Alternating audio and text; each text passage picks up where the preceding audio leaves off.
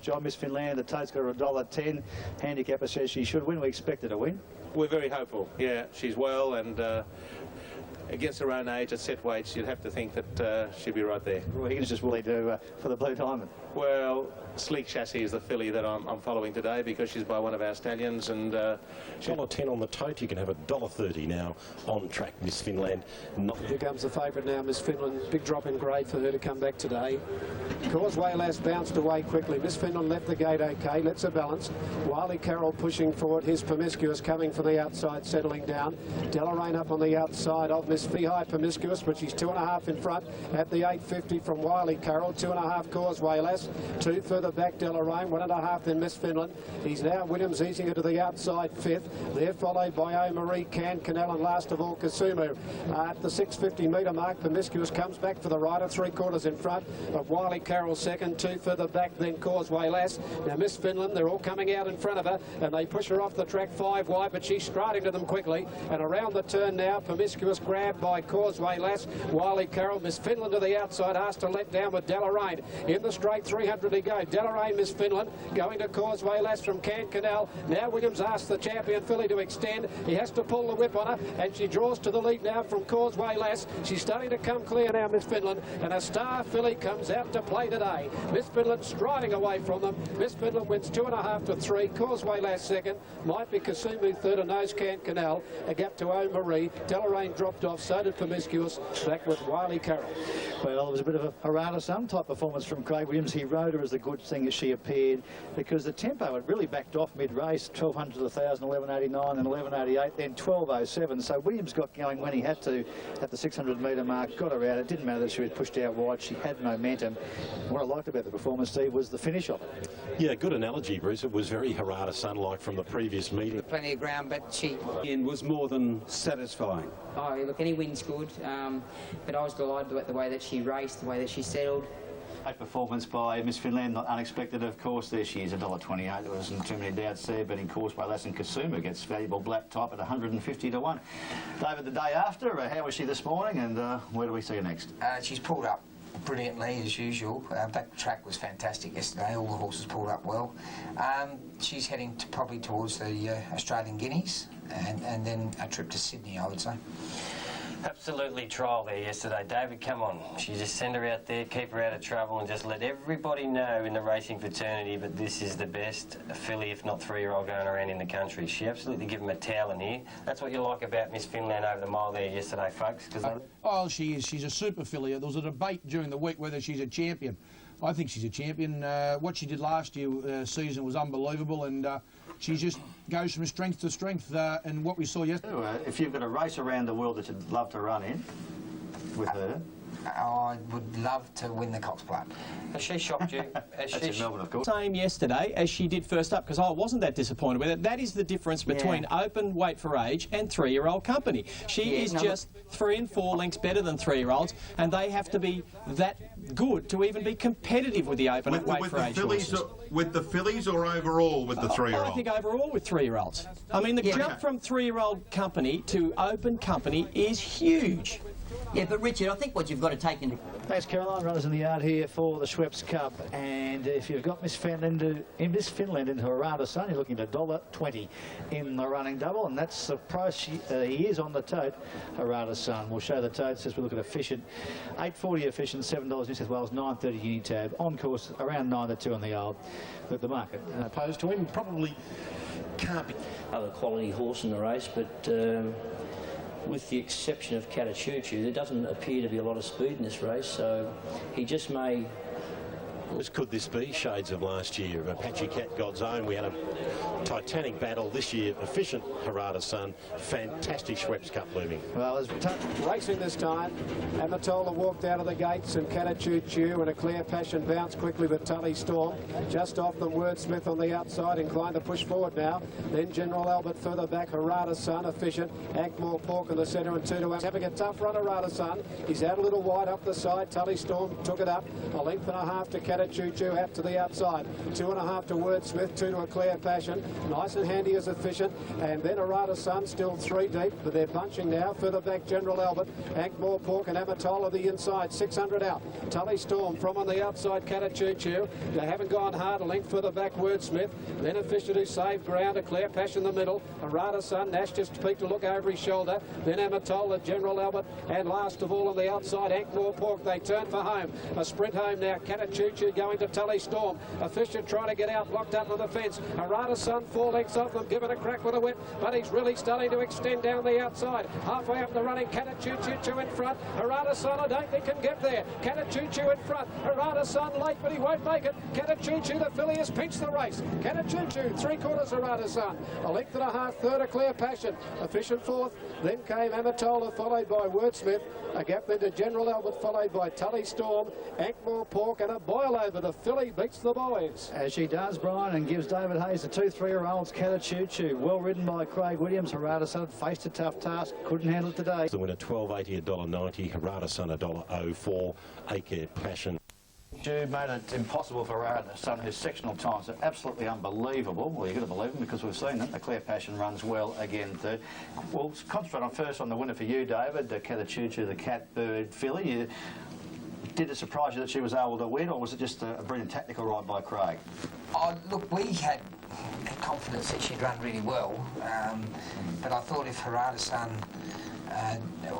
was at his brilliant best, he'd probably pack too many guns, like the market suggests. And Lloyd's Williams's horse is a very good horse, and I think he ran a great race. But Catachoo, something worth noting, that she had her first run on August the 1st this season, and she went to Sydney via... Pulled up lame and some swelling in a near four fetlock. Yeah, look, you want to pick the brains out of this race. He had every possible chance. Only concern I have is his slow gate speed, and he should have been a command. That's not the point. The cheap sectionals mid-race gave Harada Sun every chance. Would he but it wasn't the best ride. Steve, come here. Please, Steve, come here. He had no possible chance. I mean, Miss Finland has come home in 34.7. He's run home in 33.6. A physical impossibility for any horse on the planet to run much quicker than about, what, 33.3, probably. So he couldn't win the race. So, I mean, there's a couple of points we want to make out of this. Beside the point, the performance was still okay. I really just think they missed out on tactics. The simple fact he drew very well concerned. Well, I agree with you on the tactics on Harada Sun. I thought that the ride was a little cavalier, was a little overconfident there. Small fields, you get back in a small field, you take your life in your own hands. They'll pull up in front of you, they'll go slow, you'll get trapped deep. It just makes it tough. Now, he's been beating probably lesser horses doing that sort of thing, but as you step up the grade, you have to step up your tactics. And Craig Williams, as you said, did the job there. Now, just on that issue. Which Marasco 270, 310 and 280. It's about comparable everywhere at 2-1 now. So that's what you're betting here on course. Pompey Ruler at 540 is a $5 chance. So you need to have $20 on Super Tab, and on course out to around 5.5. Very short in New South Wales. But so whatever you go, the full set of totes on screen for the Carlton Draft St George Stakes. And we'll go through them again. Pompey Ruler at 550, bang on what the bookies will bet you here on course. So you're doing well more. 590, well, that's pretty comparable. 420, you don't want to bet in New South Wales. The signal, gates are back and they're off. Aquidamore missed it about a length and a half, and on the inside, King of Ashford bounced quickly, doesn't want to lead. Out wider on the track, Casual Pass, Utility, Pompey Ruler, Gallant Guru all vying for the front, and Aquidamore's quickly picked up her ground, and she's driven right up on the inside, the mare Aquidamore. After walking out of the gate, she's got a head in front. Settling down now from Pompey Ruler, Gallant Guru forced wide, pushes on.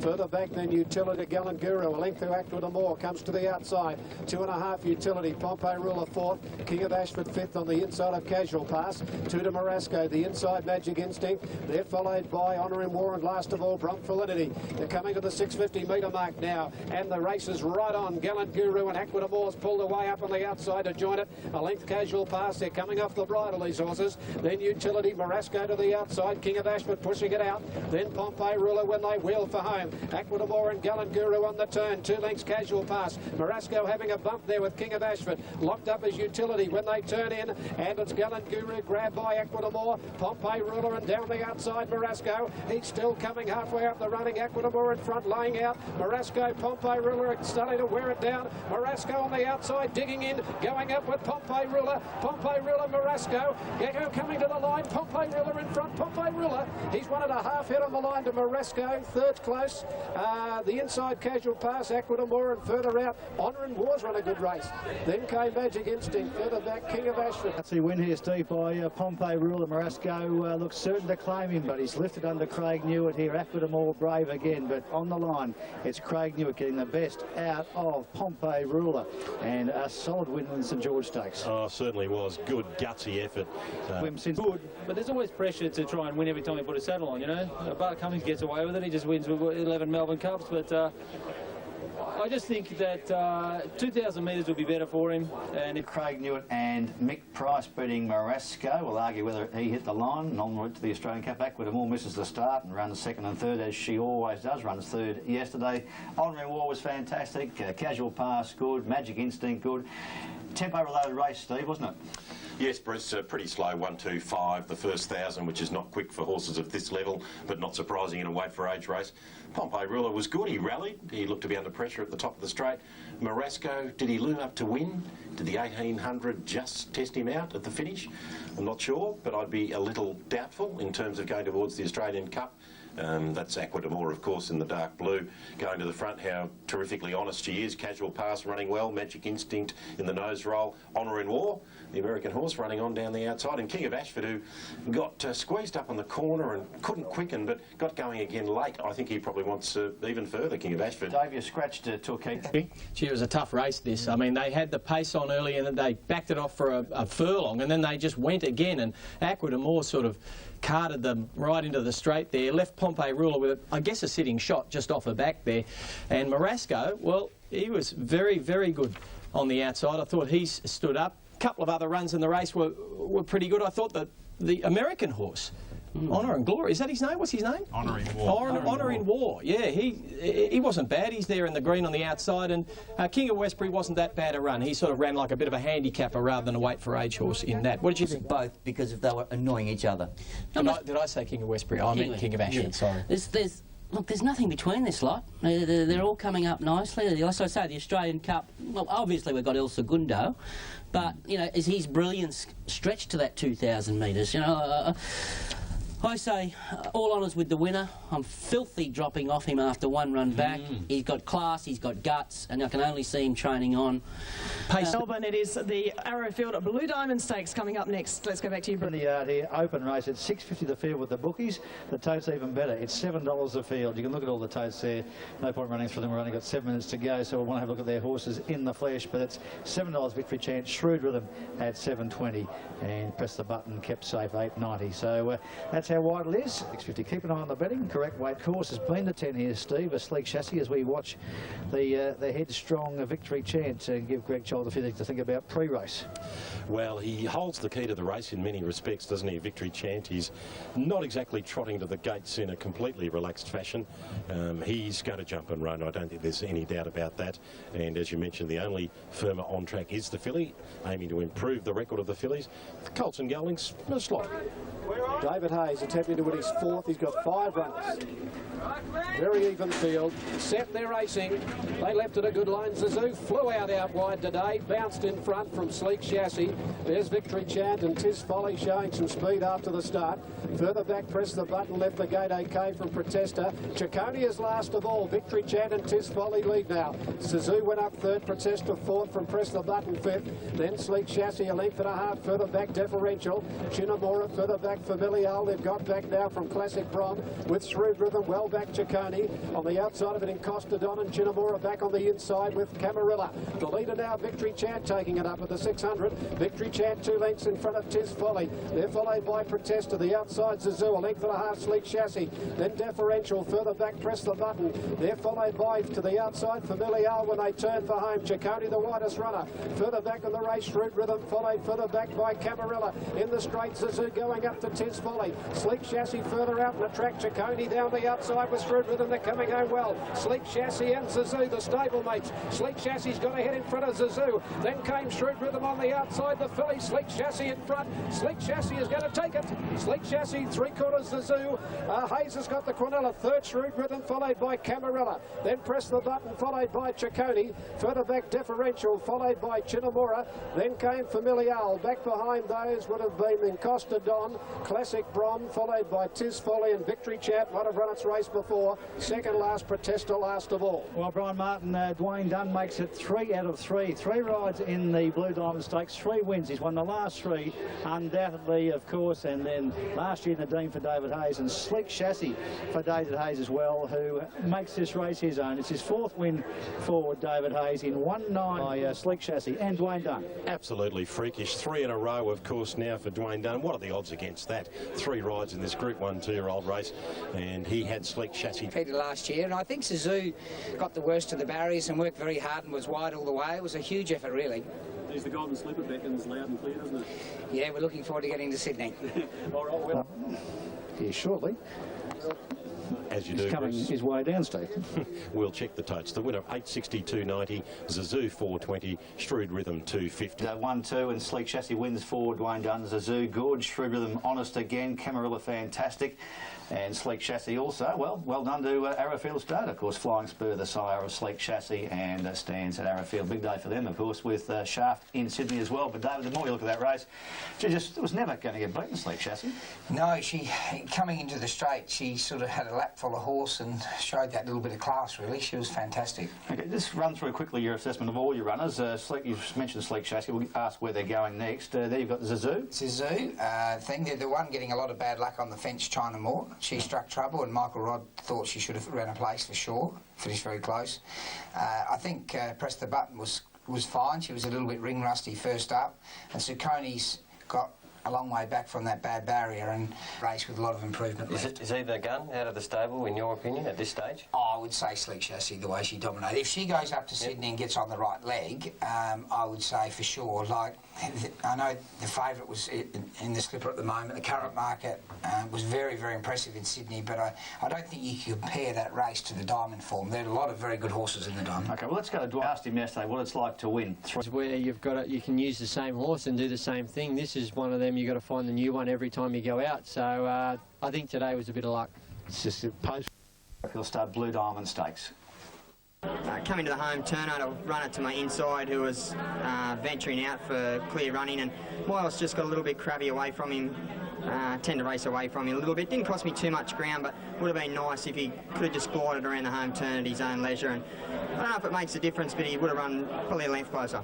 He wasn't Burr out of Tiger Eye, David Hayes, Dwayne Dunn.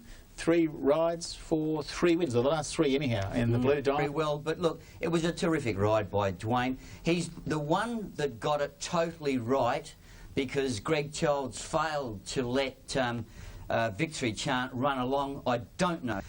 Victory Chant run along. I don't know why. That was, I think, a bigger surprise that anyone would have expected. Well, that was up in just a second. Have a look at the size of Sleek Chassis as she gets up next to Zazoo.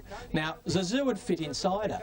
She is a big filly, and Zazoo, he's a tough little horse, but he's little. And you know what? That'll eventually stop him, most likely. It doesn't stop them all, but it stops a lot of them. And she's the only one I want to be on, and Camarilla. They're the 2 out of the race I want to be on going forward to Sydney, because I think Sleek Chassis possibly a cut above the fillies down here, and well, let's say a cut above the 2-year-olds down here, and Camarilla the one on the improved. The rest of them, don't think they're slipper horses. I think they're the 2 I want to be on. I'm inclined to agree with you here. The winner was just a beautiful ride by Dunn. He just stalked and travelled, and I know you've got to have the horse flesh underneath you, but he had this race by the scruff of the neck a long, long way out. I love Camarilla. She got balked so bad at an important stage on the home turn there, and she hit the line like a top-class filly. Differential had excuses as well. They're your old colours, aren't they? Did Hayes to go in 12 minutes' time. And the favourite is Shadowways at 3.90. Now, Steve, some important news in relation to Harada Sun. Get going early, so that's the news with Harada Sun. More to come. Fast and Famous is out to 4.40, equal favourite with Magnus on course. There's the toads. Look at the difference between New South Wales and Super Tab. On course, we'll tell you it's 4.4 each of those two, 3 and 4, and Shadowways is 20 cents longer, around the 4.6 mark. $4, Shadowways $4.10 out to $4.80. Fast and Famous $6.30 into $4.80 on the tote here. Number 3 in the last 5. Both forms of betting here. Speed from the outside, Poet's Voice in the 11, Illusionist out. Racing, they left in a very good line too. One of the first to break the line, Illusionist out wide. Out very quickly, Crepe de Chine is burning up towards the front, followed by Fast and Famous. Straight Legs getting up on the inside from What's the Mail. Poet's Voice is beaten for speed. Magnus just behind those when they settle down with Tesbury Jack. Illusionist, Crepe de Chine from Tesbury Jack. Just off those settling Magnus, just over Racing from Straight Legs, What's the Mail. Fast and Famous, Poet's Voice further back, then Dance the Waves, then came Shadowways, followed by Reshuffles up to the turn. Further back in the race, Soleil, followed by Zimstar and Undue as last of all. Homeward bound in the Oakley, Crepe de Chine from Tesbury Jack, behind the Magnus, then Illusionist, just behind those Fast and Famous, Straight Legs, Poet's Voice, Shadowways to the outside, Magnus up the middle, Crepe de Chine in front, here comes Magnus down the outside with Poet's Voice, then came Tesbury Jack and further back Shadowways, Crepe de Chine in front, Poet's Voice, and in the centre Magnus from Shadowways, Undue flying from the outside, Poet's Voice in front, Undue is lunging at it and got up. I reckon Undue last riders got up to win the Oakley from Poet's Voice, and third Magnus, Shadowways, Crepe de Chine, close up from Fast and Famous, Zimstar, Dance the Waves, Tesbury Jack, Soleil, further back Straight Legs, Illusionist, What's the Mail, and well back in the race, Reshuffles near the tail. Well, this is a magnificent win here for Undue from the back. Looked like being a total ball over with Poet's Voice, but he's come from back and wide, and extraordinary performance by Undue, Steve, in 1:2.74, snatches it off the bookies hope. Yeah, fantastic result. $18.40 Super Tab, 16 in New South Wales was on track. Can you believe it? He's the best performed horse in the race. We touched on the compressed weight scale, 57 thrown in. Poet's Voice running a huge race at huge odds, $134. Yep. Simple to me. We were pretty upset about the 57, but I understand someone had to carry 57 because he was the highest rated horse in the field, you know, so, but he's always carried weight before. Don't worry about that. Shane, this horse has changed your life. I think this time last year we spoke to you, talking about getting your house carpeted and your house painted. How's the house going? I won't say nothing, Liz. I won't say nothing. Undue beating Poet's Voice. Yep, that was Poet's Voice running second. Magnus, I didn't think had too many excuses. Steve, look at that race. I think what you see is what you get. He gave him a start and gave him a beating. Yeah, certainly, Bruce. They certainly ran along early, 28.5, first 500, which is pretty quick, not surprisingly. Undue came from the tail, but you don't see many horses peel off Shadowways back and go past him like that. Poet's Voice, a great effort from John Maloney. I thought the horse who ran really well was the mare, Crepe de Chine. Second up, she's the horse in front. Given that they went so hard and the race has been set up for the closes, I thought she was fairly brave second up in an Oakley Plate, a Group 1. But you're going to see the winner coming into the picture now, Stephen Arnold for Shine Club. It does tend to hurt her a little bit, burning the candle at both ends, especially at this level. But I agree with yourself. When Magnus and Poet's Voice... The facts right first. He's the only Group 1 winner in the race. And you just see him come to the outside. One wouldn't have thought that he would have been behind a horse like Shadowway, but he just tracked up Shadowway well into the straight while it was improving with a nice little windbreak, and then just slipped out into his own stream and ran on. It was a fantastic ride and a very, very patient ride by Stephen Arnold, but a very, very good performance too, Ron. Yeah, my word. Look, Shane, you say you've changed his program. You're training him more like a sprinter this prep. You had him big and burly last prep and trying to get him to a Cox Plate. So what's the situation? You keep him to sprint races now? Yeah, that's right. The film again. I think you'll see, Ronnie, a couple of horses here. The Carlyon Cup, the good racing continues. The good horses are in front of us for this, and Apache Cat's the favourite, 230, 210, 240 on course. Unitab Quote is bang on at 240. Spinner Fighter kept it easy at the $25. They rev him up the outside, and Bonhoeffer there around 12.30. We might see the race dominated from those on pace. Perhaps Fennis Fighter, Spinny get too far back. Line recapitalised, bounced out very quickly with arbitration. Spielmeister just drifting back a little. On the move is the favourite Apache Cat around the outside, up second. Lucky Unicorn third. Spielmeister a lot closer today, fourth. 2 to Arbitration. Bonhoeffer. Spinny tacking on when they slowed in the lead. Recapitalise down the side. 2 in front of Apache Cat. Spielmeister third the fence. A length and a half Lucky Unicorn. 1 then to Bonhoeffer, followed by Arbitration. Exalted Ego. Further back Spinner Fighter around. Watch Your Back, and 2 to Spinny, who went around the outside of Rev 'em up to the turn. Recapitalise a length and a half in front. Apache Cat is cantering up to him second. Spielmeister comes off the bridle third. Bonhoeffer Deepman further back in the race. Lucky Unicorn looked over his shoulder on this fellow Apache Cat, and it drew to the front now from on the outside Bonhoeffer, then Lucky Unicorn Spielmeister, but away goes the Apache. Looks like a Hereford bull, but look at him run. Runs like a real good thoroughbred. Keep looking, Glenn, because you're 4 in front and it's home and hosed. And it's Apache Cat in a canter of the line. Photo for the minors, Bonhoeffer or Lucky Unicorn. Maybe Bonhoeffer from Lucky Unicorn. And getting up on the inside to run into fourth would have been Recapitalised. In Arbitration, further back, Spinny made some ground. Spielmeister didn't come on. Exalted Ego, Watch Your Back, Svenna Fighter, and Rev 'em Up is last of all. Absolutely painless to watch, wasn't it? Apache Cat, Glenn Boss, had a big look on the home turn. He could look at the big screen, could have posed for the photo, done the hair, and the whole lot. What an animal he is. Great to look at in the flesh, great to look at him in action. Heading off towards the Doncaster via the Blamey Stakes, beating Bonhoeffer, who was good. There's a good race coming up for him soon, and Lucky Unicorn honest again in the Doncaster. Apache Cat's $11. We'll have that market a bit later on. David, we'll give you first crack at him. He's going well this preparation, isn't he? I thought his first up run was as good as I've seen in a long time, and I worried a bit that if he did it again, and I really think this horse is, would test El Segundo, and I think El Segundo's a superstar. So at this sort of trip, I think he's really special at the moment. He's taken the next step. He can carry weight and he can run the sectionals, Dave's what you're saying, yeah? Yeah, and he's got acceleration, and he's dominant horse at the moment. He's been very well placed this time in, Steve, by Greg Urell. Well, he has confidence building. It's probably important. Ran fast time yesterday and did it. The other nice run in the race was Spinny first up. You'll see in the Cerise colours just starting. His first up performance that I personally thought was one of his career best. And I tell you what, I reckon he's top dressed it yesterday, because that was Glenn Boss treating the opposition with contempt. Bonhoeffer, well, he's gradually making the grade, and he's got... I think he's coming up really well for the Doncaster, this horse. He come to Sydney at the end of a preparation. It was no one's fault, as I heard Greg say yesterday, but the timing's right this year, and he's a live chance. Mark my words. And Ronnie... Doesn't he? Hustle Lightning, of course, finished second in the Magic Millions, only a little bit unlucky behind Mimi LeBrock, and just here as well at his last start too, he went left into the chute just past the winning post. Hopefully he doesn't try those tricks again today, but he does look good. He's got the Anthony Cummings polish on him. All right, right on start time for the Silver Slipper. What are your final thoughts here, Mark? Now, Switchblade missed the start by a length, and Husson Lightning began quickly, and going forward also is Shaft in the centre and Miss Wattigan on the outside. So they made a line of 3. Miss Wattigan's pressing out of the chute just in front, leads by about a length on in second spot. Husson Lightning, Murder Jill third on the outside of Shaft. Then came Hurried Choice and Solo Flyer. The heavily back runners back 6th on the rail from Superfly.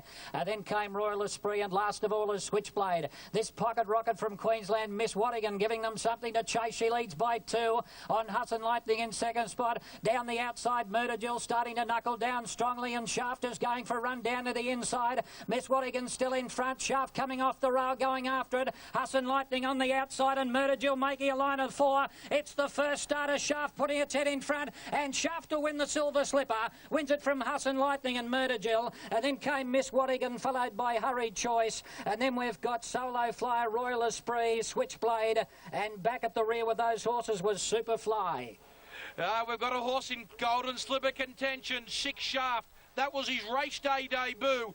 Mark Sheen and I both mentioned how good he looked. He looks even better now. 05, 34.05, 104.02, the official time.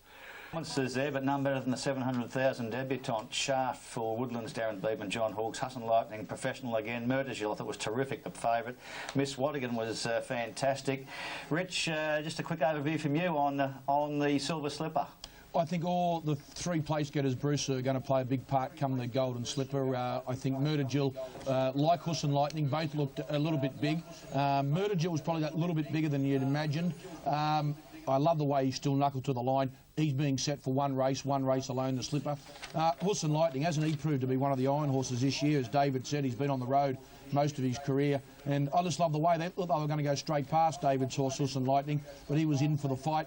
But you can't do more than what Shaft did. On debut, and what about, I know we rave about Darren Beeman, Simon Marshall spoke about it last week, drew the second outside barrier, horse having its first start in the Silver Slipper, and Simon after about 150... Professional again, and how do we line Lovely. Unbelievable. I tell you what, this is a beautiful two-year-old because first start, if you watched him, he settled in behind there. It's not a comfortable place for a horse having his first race start. No. And then there was a bit of a gap there and he thought, I wonder if I'm mature enough to take it. He took it, he changed onto his other leg, which is a sign of a horse that's got an understanding of their own action and that, and it's quite comfortable and galloping and, you know, with a nice action. And then you'll see just on the line, if you notice quickly, he changed onto his other leg to make the corner. He's a horse that is mature beyond his experience, and I tell you what, he's a lovely two-year-old. That I really think he's maybe one of the better Sydney two-year-olds. You know how hard it is to do. I think Gold Bros did it once. He won a Silver Slipper at his first start in a race, and I can't think of any other horse doing it. And these horses are experienced horses. We've got the one of the Slipper favourites here, running third there in Murta Jill, whose run was still good.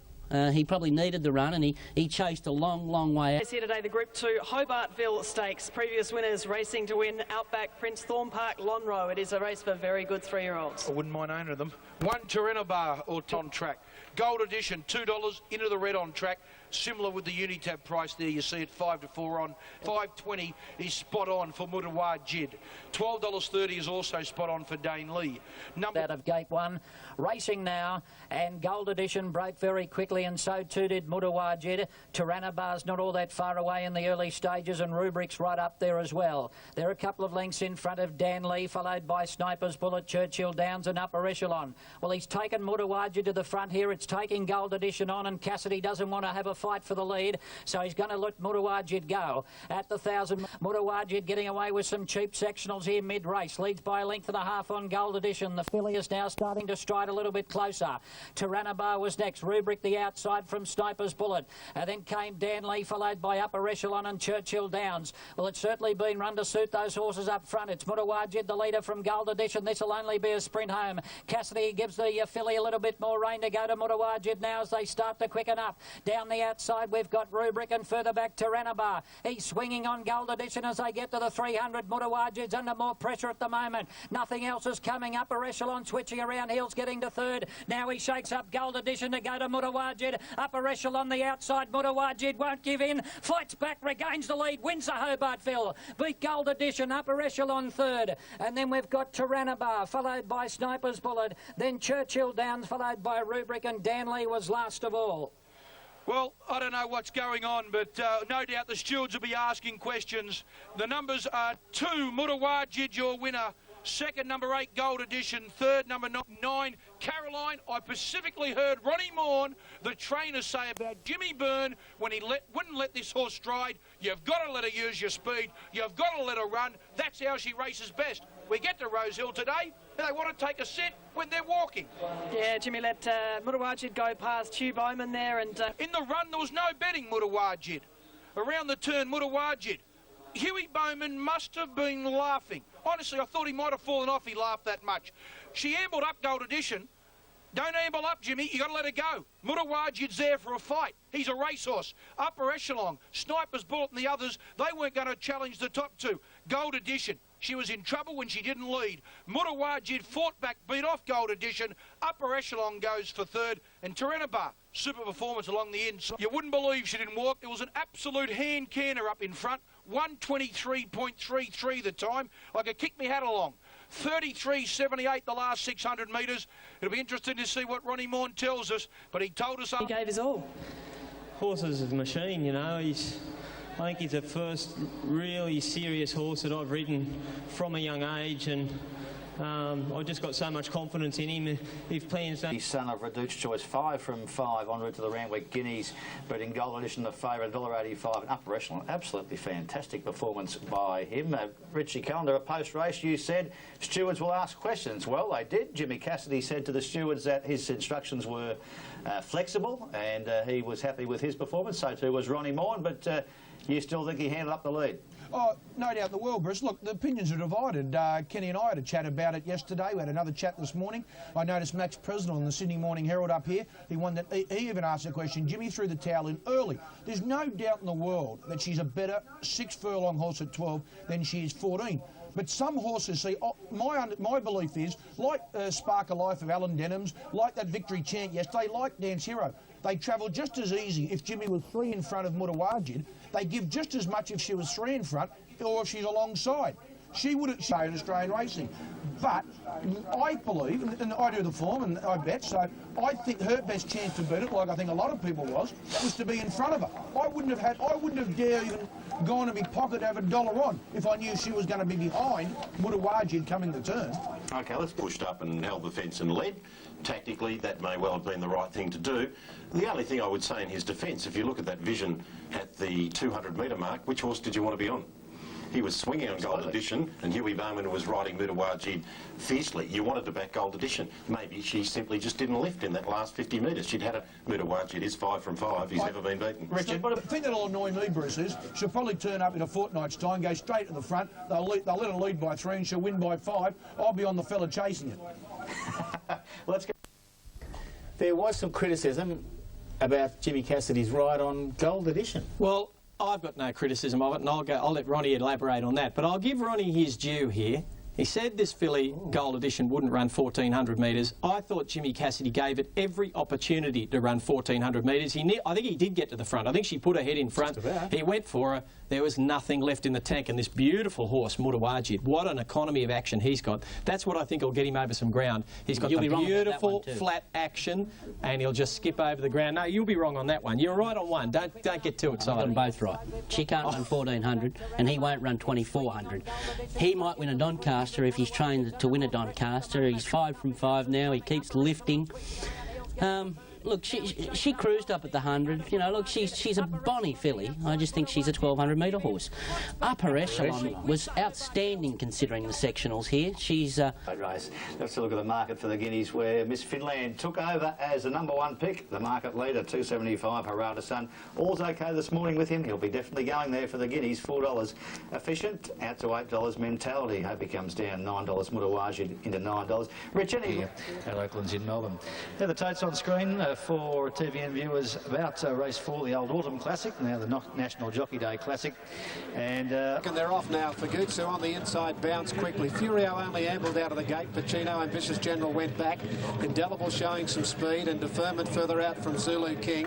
Further out is Dan Ever and Gorky Parker's out wide when they settle. 3 further back, Furio, 2 Ambitious General, Pacino, and it's Deferment a half length in front.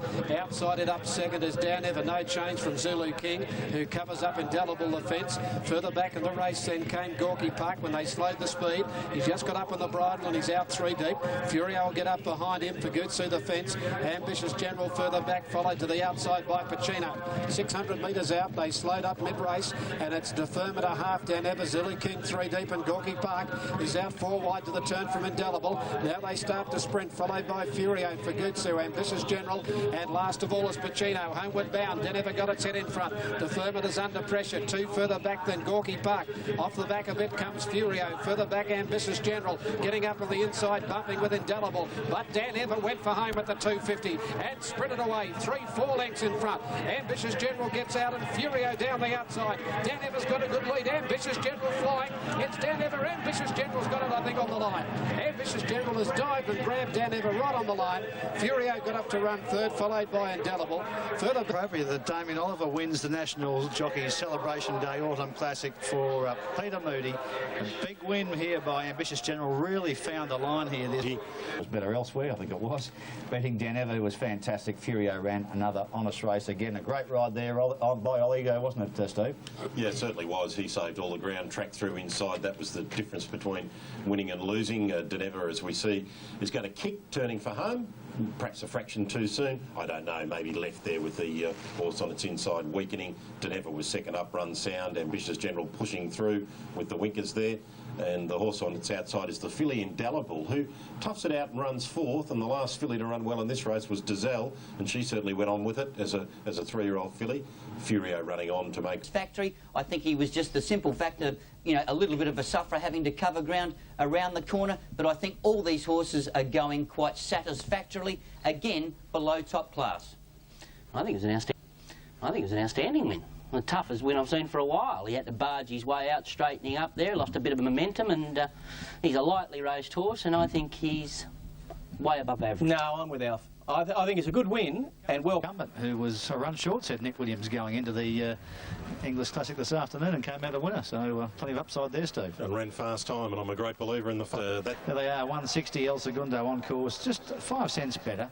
Not playing any games here, the bookies. Ladder of the Manor unders there at 12, you can get $16. Nick and Nero's at the $31, so value the tote. Maybe better.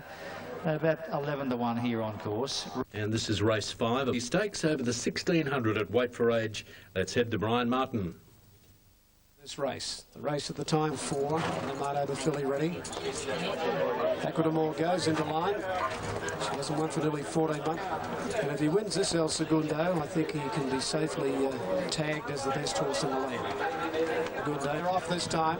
Red Dazzler bounced away quickly with Nick and Nero and Ladder the Manor. Sea Change out wide and El Segundo just behind them, settling down. Equidamore's got away okay, and it works through to take up the lead now from Sea Change. So the mares are up 1-2. It's Equidamore a length and a half in front of Sea Change, and Nick and Nero side. Equidamore dictating the terms, a length in front of Sea Change. A length further back, Nick and Nero at the 850 and a half to Red Dazzler. Then came El Segundo, just creeping a little closer outside Ladder the Manor. He's about 4.5 off the leaders at the moment, the favourite, 2 lengths to Anamato. Maybe better last of all, down to the 600-metre mark in the Futurity, and it's Equidamore, 3/4 Sea Change. Nick and Nero third, Red Dazzler fourth, and there he goes. El Segundo's on the move. He quickly went to fifth, 3 lengths off the lead. Then Ladder the Manor, Anamato, and maybe better. They're homeward bound. Equidamore, Sea Change, Red Dazzler when they turn. Oliver's about to call, and El Segundo comes to the outside. He's 3 lengths off them, giving a crack with the whip at the moment. Equidamore from Sea Change, then Red Dazzler. On the outside, El Segundo still 4 lengths off them. Nick and Nero back to the fence. Equidamore giving plenty at the 150. El Segundo can't get up. Sea Change after Equidamore. Then Red Dazzler, Ladder the Manor. All the way for Equidamore. Equidamore scores. A length Sea Change and third of the photo. El Segundo disappointing from Ladder the Manor. And on the outside of it would have been Red Dazzler. Then maybe better picked up ground from Nick and Nero. And Anamato back to the tail. Well, clearly a shock result. Equidamore winning. El Segundo ordinary today. Equidamore deserved it though. She'd been competitive in all the right races. She was on her best behaviour today. She jumped from the barriers. And Bruce, the sectionals will tell a story. They were clearly jogging up front, and the first 2 out have been the first 2 home here. Equidamore home in 45-43. That tells part of the tale here already. I mean, they've really just walked up front here and made it difficult for El Segundo to dash home here. Home in 34 the last 600 metres, 22.71, and made it a very tough task the way that It's often the nature of weight for age racing. Again, do you say that? Yes, that's sort of... No, she was... To her credit, I mean, I've been working with the horse for probably 1.5 years now, and I'd only won 1 race on her at Sandown, and she was overdue. She always shows heart, and again, the owners had a lot of faith in me, and capped it with her best run. Yeah, well, that's right. We weren't even going to run her in this race, and then the noms were left open, and Gay said, "What do you think?" And I said, "Oh, well, she's pulled up fantastic. She's just so tough. Goes home, licks the feed bin out, so why not? It's paid off." You almost... Disappointing from Ladder the Manor. Well, she hadn't won since the Summer Cup at Randwick back in December 05. She'd been to the races 15 times since, but in all the best races, and she broke through yesterday for Stephen Basker and Gay Waterhouse, the daughter of Danehill, raced by Coolmore, beating Sea Change, on pace dominated race, and El Segundo, the favourite third. We'll get to it shortly. Steve, well, the most significant thing there for Equidamore was obviously that yesterday she jumped. Yeah, that's right. She's been a bit of a problem in the barriers again this time in, and, well, when I say a problem, she doesn't actually do that much wrong. She just sits down. But yesterday she was good. The barrier boys did a great job with her. They've really helped me out there. And like you said, beginning yesterday was the big plus. Once you jumped, and we've had this situation with Sea Change, she won't lead in Australia. Was that in your thought process going to the race? Oh, definitely. When I began and I had Sea Change outside me, I knew that he wouldn't want to lead, so it was going to play into my hands. I knew they weren't going to go too hard, and all credit to my man. Well, Steve, she's going to back up now next week, obviously, in the Australian Cup. Well, she doesn't seem to, it doesn't bother her, does it? She's a bit like Gold Edition to some extent in that way. She loves her racing. Yeah, she's tough. She puts her head in the feed bin as soon as she gets home, so I guess Gail will see how she is during the week and assess it from there. All right, well, the story of the race was obviously Stevie Baster's win for Gay on Aqua Moor, but there was much... Just felt a bit flat to me today, Bruce, even in his preliminary. In the run, he was never travelling as sweet as he has in his previous 2 runs, and, you know, when I asked him for an effort, you know, he didn't respond like he has been. He was just off his game and a little bit flat today. The tempo really... Bruce, and if you were concerned about El Segundo at all, the thing that would worry me is that Ladder the Manor, who was hit the flat spot, as Craig said, and was struggling at the top of the straight, was better in the last 100 metres than El Segundo. But I think we disregard the whole race. Horses with great finishing bursts, like Maybe Better, Animato, nothing made ground. Nothing made ground. It was the story of the race. It was the make of El Segundo. Yeah, that's a little disappointing, but going out of the gates when Damien had to do that little bit just to stay where he was, I was a little bit concerned then, and then with the slow speed, you knew he couldn't win a long way from home. Definitely gone a long way out, in my opinion. Geez, it's amazing when you get to these weight for age Group 1s, how tactical speed is so important. If you want to back markers in these weight for age races, your heart is in your mouth, because they run them out short on reputation, but when it comes to run of the race stuff, they struggle. And right, and this mare is she's so honest, and she's so you know, well, she's such a good mare too. I mean, her record says that, and she hadn't won a Group 1, and she deserved one.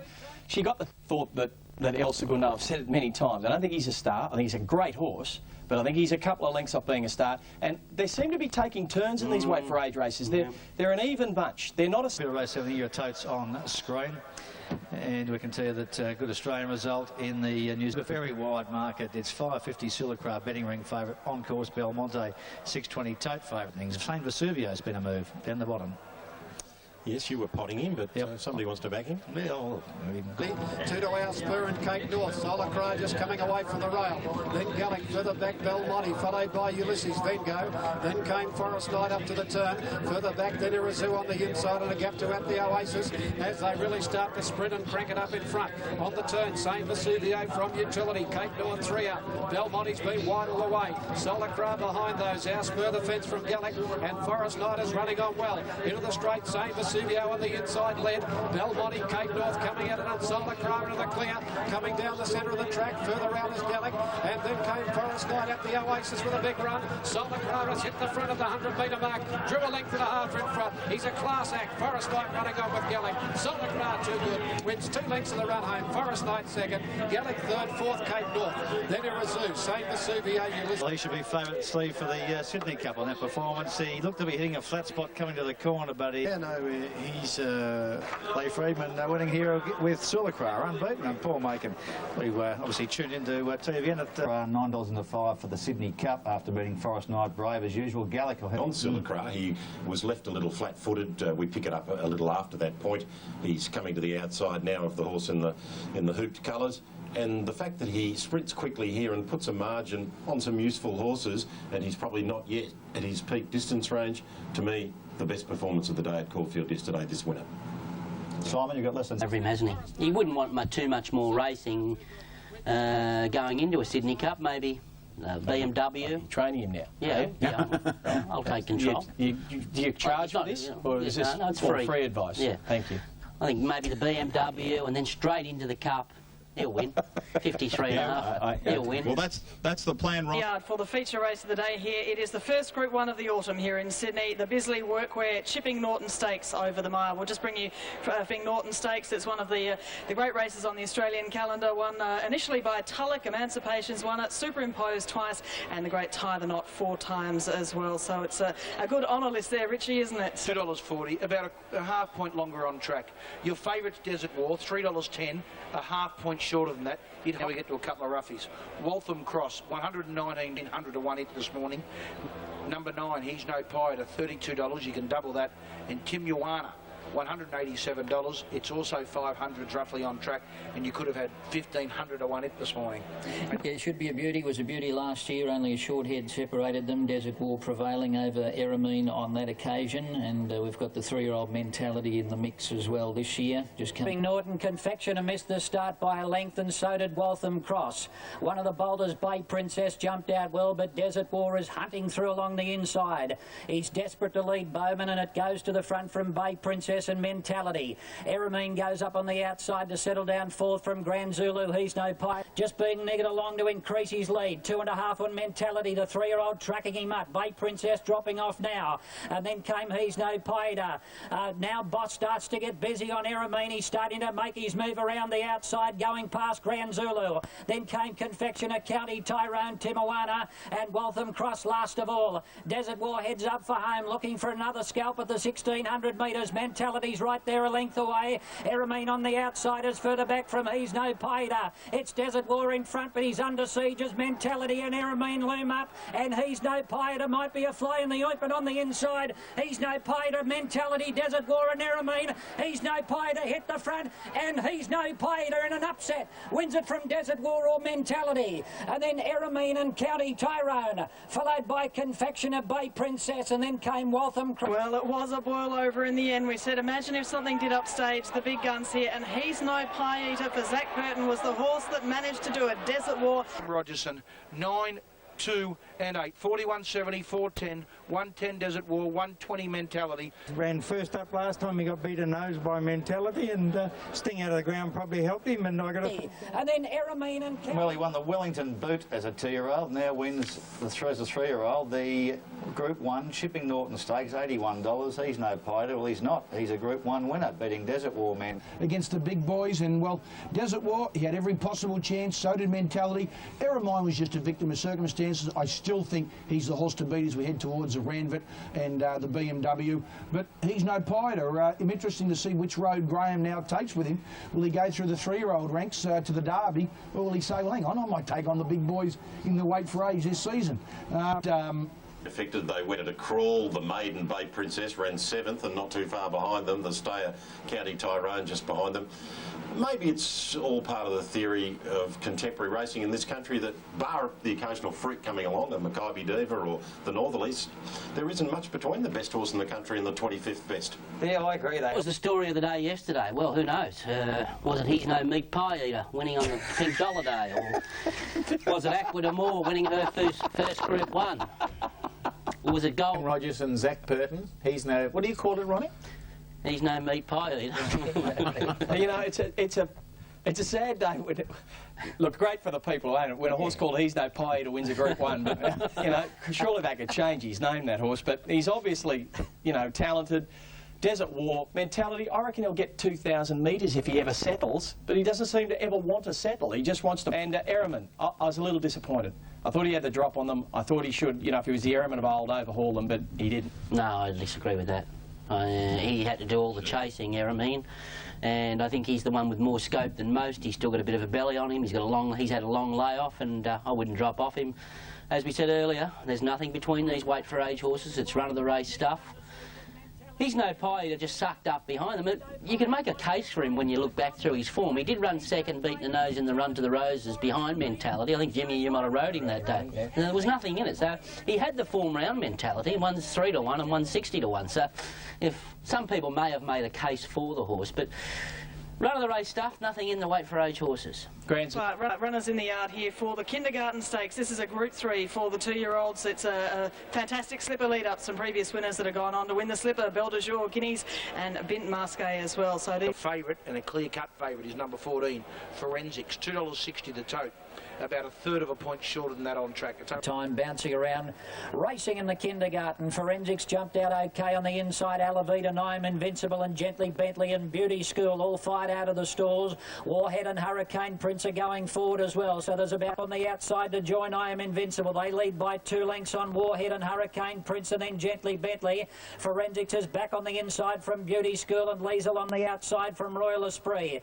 Then came Megalas and further back Narrator Aqua Calder is back amongst the tail-enders with Springboks and last of all Pleasure Time. I Am Invincible doing better than Elevate as they turn from Warhead. Hurricane Prince, Forensics going for a run in the centre, and then came Gently Bentley, but I Am Invincible dashed away, led by 2 lengths on Forensics, starting to see daylight. The filly is closing quickly, and Forensics pounced on I Am Invincible, and the kindergartner's over. Forensics raced away and wins it from Warhead. I Am Invincible third, Megalas fourth, Liesel fifth, and then Elevate and Pleasure Time, followed by, in behind them, Aquaculda. By a length and a quarter, and Mark Sheen, here comes a pretty nice filly in Forensics. Pleasure Time. Another triumph there for a daughter this time of Flying Spirit of Prove It. Well, that's the family of True Blonde and Snippets. Great name, isn't it? Prove It, True Blonde and Forensics. Warhead, terrific on debut. I'm Invincible, heading towards the slipper. We'll have a look at that market shortly, but Forensics a big shortener, $11 into 6. Rich, and the first... I think Forensics is a very nice filly, but I thought without doubt the horse to follow is Warhead, Bruce. Just got a little bit lost when the run was just kind of going better than he was. He didn't know really what to do. Jimmy Cassie just had to ease back across I'm Invincible's heels there. I love the way he hit the line. Forensics is pretty smart, and Warhead was only having his first race start. It'll be interesting what Gerald Ryan does. Does he go straight towards the Golden Slipper, or does he look... Forensics, how good is she? Right? She's very, very smart. She's a lovely little racy filly. Just when they sprinted, she got off the bit, but gathered herself up. She's still gawking a little here. I think she had something up the sleeve. I think this is a very, very strong race. I love second and third. Didn't I love that Warhead running second there. He was just behind her there in the pink with a white cap. And Cupfield, and that horse on screen, he's a pretty good horse. His last start when he won the Helvetica last year in the Melbourne over the spring. $4.20 Malcolm, on track 2 points longer than that. Number 2 is Newt. The Free State at $8.60. That's big overs, 3.5 points shorter on track. 3.5 points shorter on track. It is your favourite. Yes, it is your favourite, the Free Stater. Century Serb, second favourite on track, equally with Malcolm. 9.50, 3.5 points shorter than that. Each way odds the field. Yeah, you don't often see that in Sydney, around the 9 to 2 the field, and the Free Stater and Century Serb, of course, clash in the Clissold last start with Century Serb. Wake Diego Garcia. Diego Garcia broke fairly in the centre. Out wide Inflation was best into stride from Real Strike, and Bell Bazaar's going forward with Diego Garcia. Century Serb broke well today, and he's in a line of 5 for the lead. Regal Cheer behind them, followed by Bell Bazaar to take the lead. 3/4 on Century Serb. The 3-year-old Diego Garcia running in third spot at the moment, and then came Inflation off the track, followed by Dane Rich. Regal Cheer seemed to get a little bit of crowding there and lost a half a length from Real Strike, the Free Stater midfield. And then Newton's Rings, Mr. Ubiquitous, Malcolm back on the inside, and Divine Madonna is last of all, coming around the turn, and Century Serb has taken the lead now. Got away from Bell Bazaar, Diego Garcia. Regal Cheer is starting to track into it nicely as they draw to the 250. Century Serb raced away 2 lengths in front. Regal Cheer trying to go after it, and the Free Stater's coming back to the inside and running on strongly.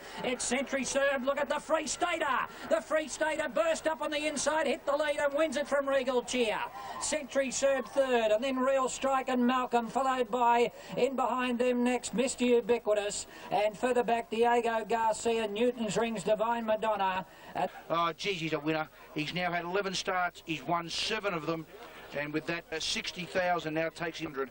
650, 220 the winner, 220 Regal Cheer, 210 Century. After that win by overbeating Regal Cheer and Century Serb, Rich, you've got to like this horse, don't you? I think Steve Moran, everyone says it. I think some horses are winners, some horses are leader chasers. And this fella, well, he's now had the 11 starts for 7 wins. He's going to be right in the Doncaster. He just looks to hit a flat spot, about the 500 in most of his races. But when Jamie Innes and Regal Cheer, looks... Don't underestimate her. I think she'll be there to defend the Coolmore in a fortnight's time, Regal Cheer.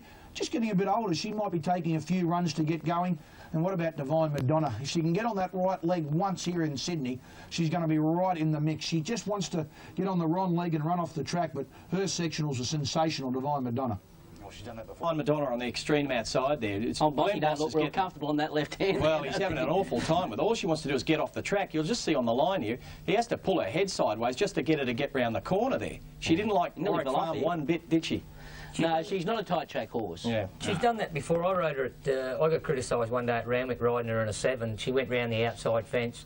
I was pretty much the same as Bossy trying to whop him in the left hand. But she, in Melbourne, she races better Melbourne way going in Adelaide than she does in Sydney.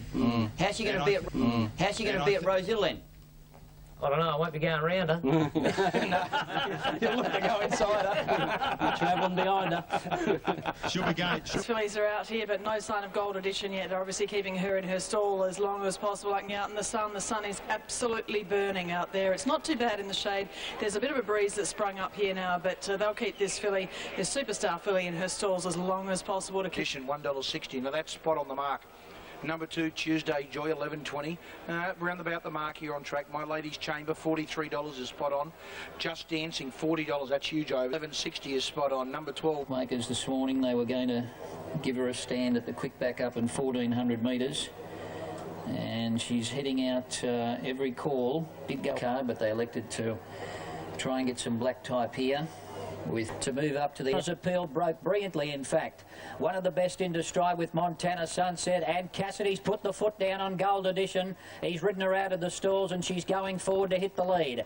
Gold Edition and Montana Sunset are the leaders. They break away by Peel, now jagging back in the field, followed by Just Dancing, and last of all is Renzina.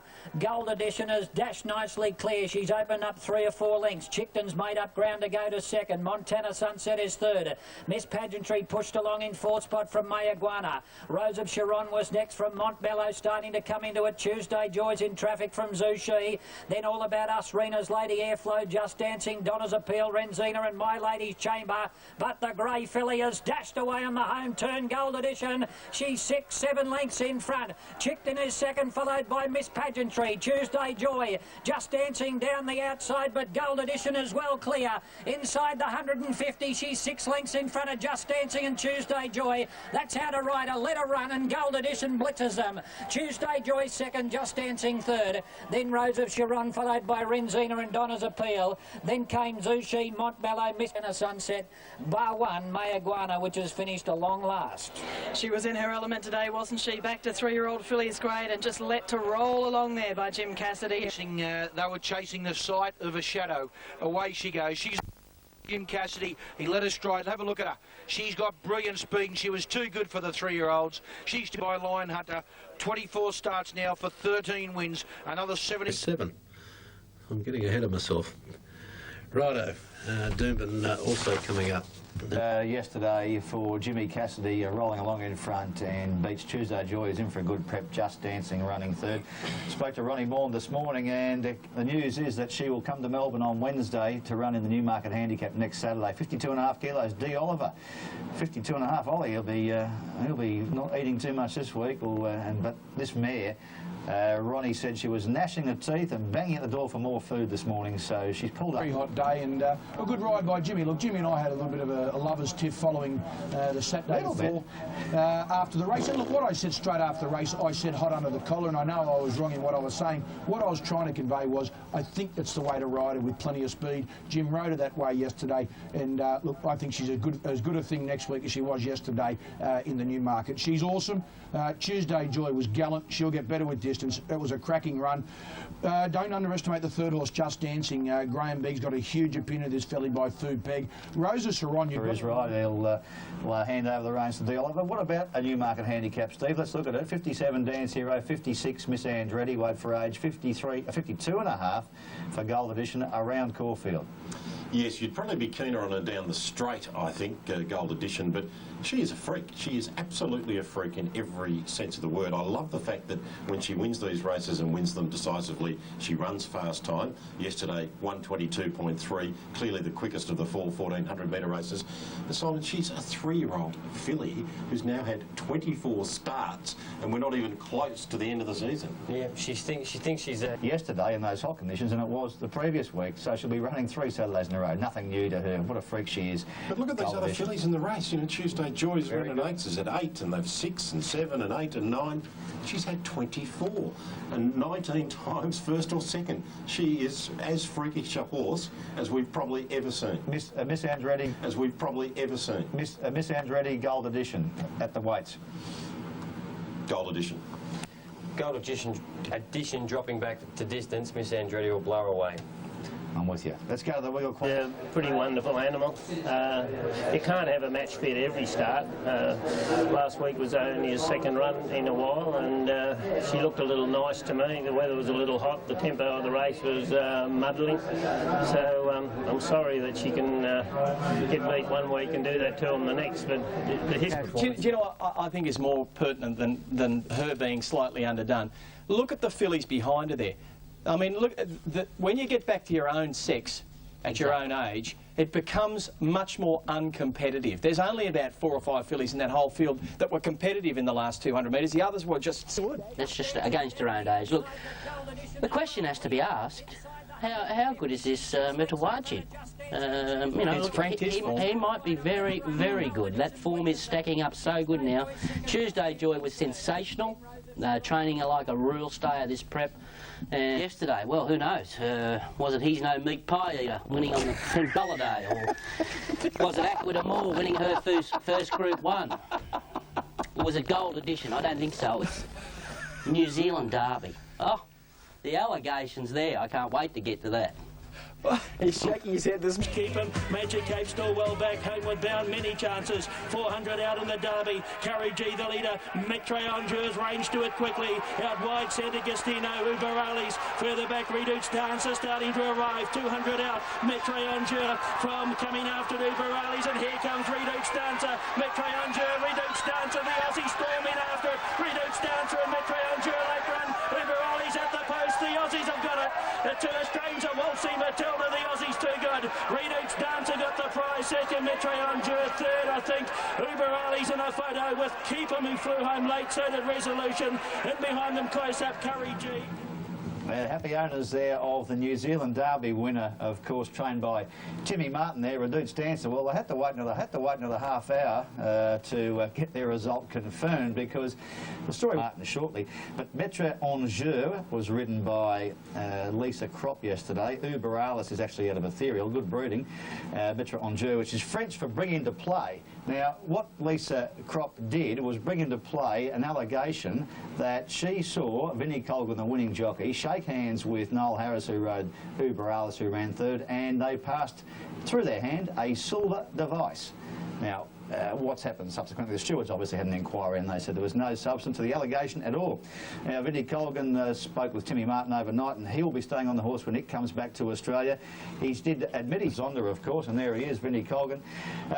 This is just extraordinary allegations, Simon. Well, his left hand's full of rain there, punching the horse out, and he's got the shillelagh in the right hand. I don't think there's enough room to be carrying anything else untoward, but, it's a lot of poppycock. I mean, I've been using that word lately, but, I mean, at least... What's that?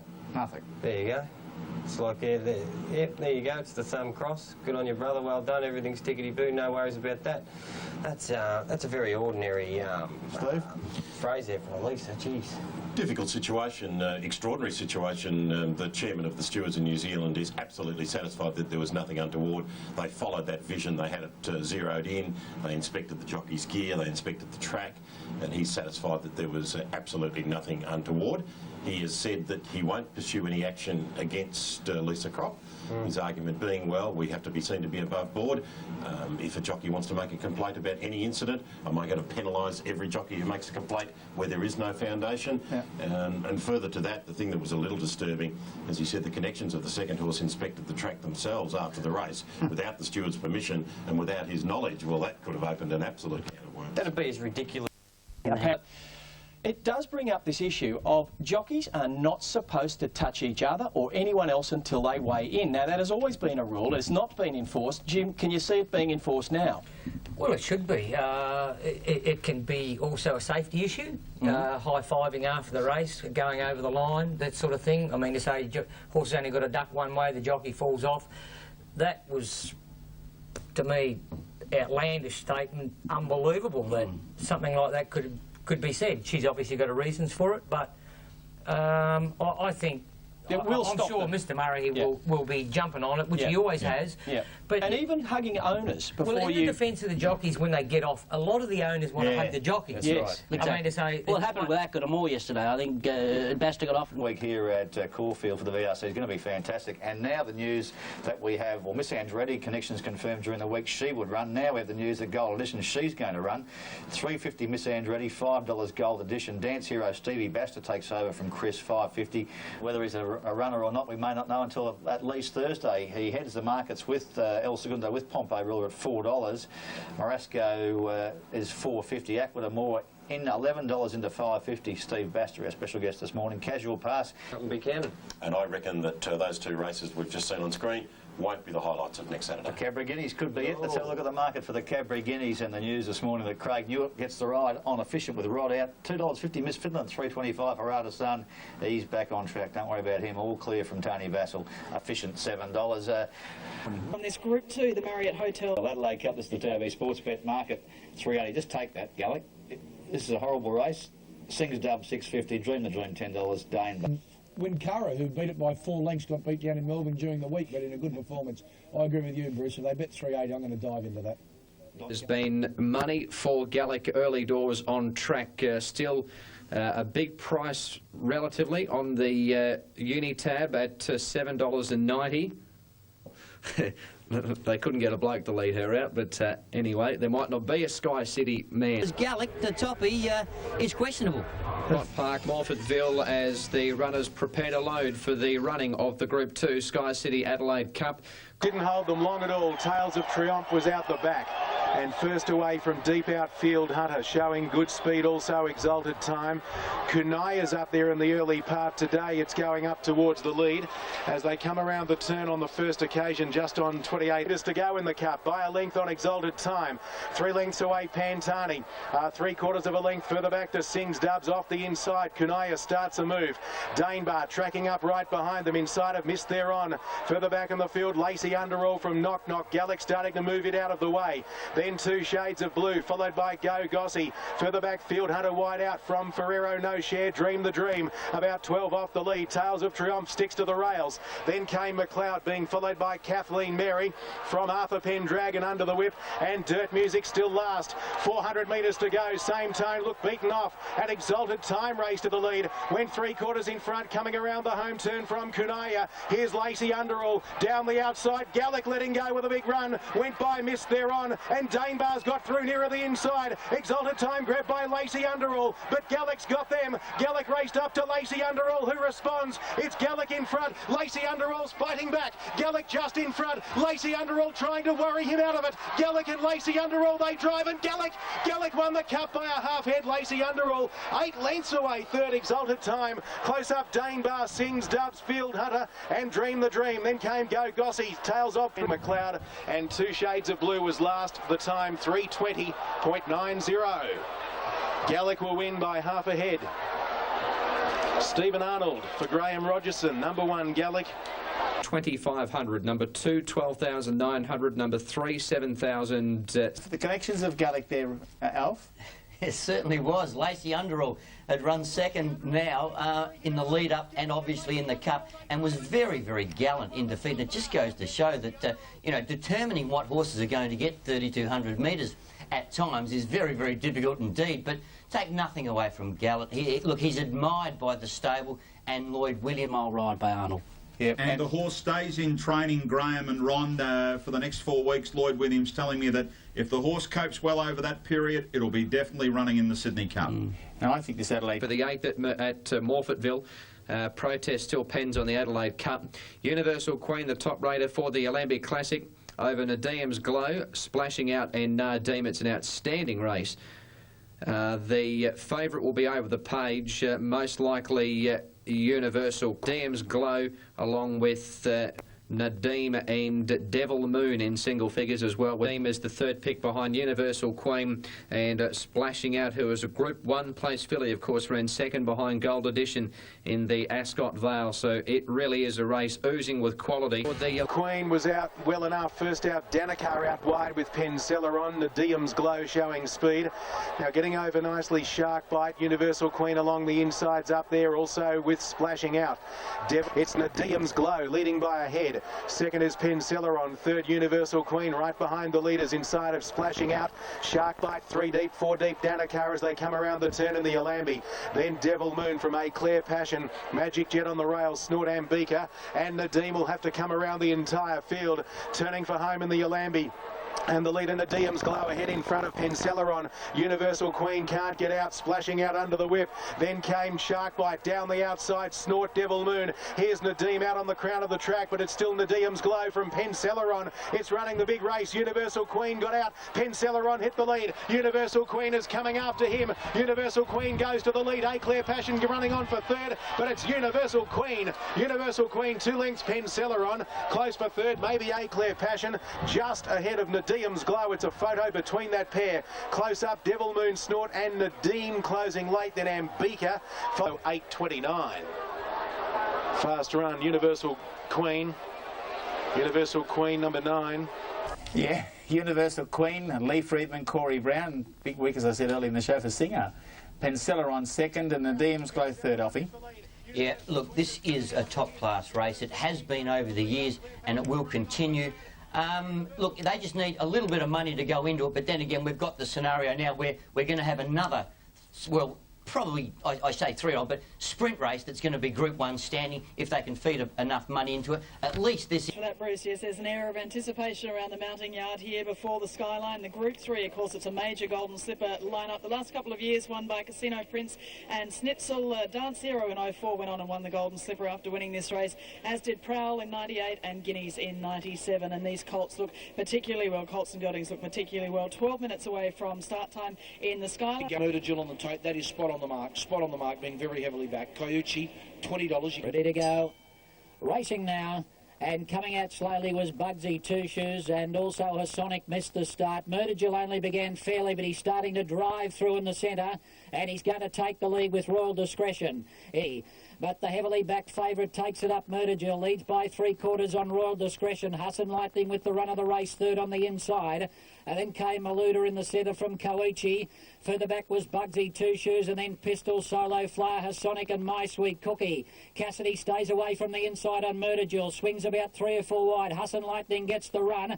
Royal Discretion next, but they'll have to get moving to get this leader because Cassidy put the foot down and Murder Jill exploded away. 3 lengths in front. Koichi running up to second with Hassan Lightning. And then came Solo Flyer, but Murder Jill with the blinkers on today. He's going to stand up and be counted. He's racing right away for an impressive win. About 3 lengths on the line to Hassan Lightning. Pistol's got third, Solo Flyer fourth. And then Koichi, which died on its run over the last 100 from My Sweet Cookie, the tail of the field. Well, that was the real Murder Jill here today. Fitter after the 1 run back. He's the horse that won the Breeders' Plate so impressively. And He didn't begin brilliantly. He hunted him up. I don't think it was his plan to be in front. It didn't matter. He had 30 on Super Tab. I'll give you those prices. It's silly, I suppose. The $5.50 now for the Golden Slipper. Murder Jill, the Rock of Gibraltar skating colt, beating Hassan Lightning, who's honest again. Pistols was good. Murder Jill, terrific. They're rich, but how do you line it up with, say, Shaft, who had beaten this horse on debut in the Silver Slipper? Yeah, look, Shaft was on debut that day, as you said, in the Silver Slipper. What you got to remember, I think we said on the show following the Silver Slipper, Murder Jill looked bigger than me on that occasion. He just had to do that little bit of work out at Carnival. He smashed that record of 1:11.17. The fillies ran 1:10.14 over a second slower, and the welter ran 1:09.93. So he beat them by 0.3 of a second. He did all the work. He didn't begin any good. Jimmy had to push him through. He rode him like a good thing. He's looked the benchmark from the day he won the Breeders' Plate when he ran 57 flat.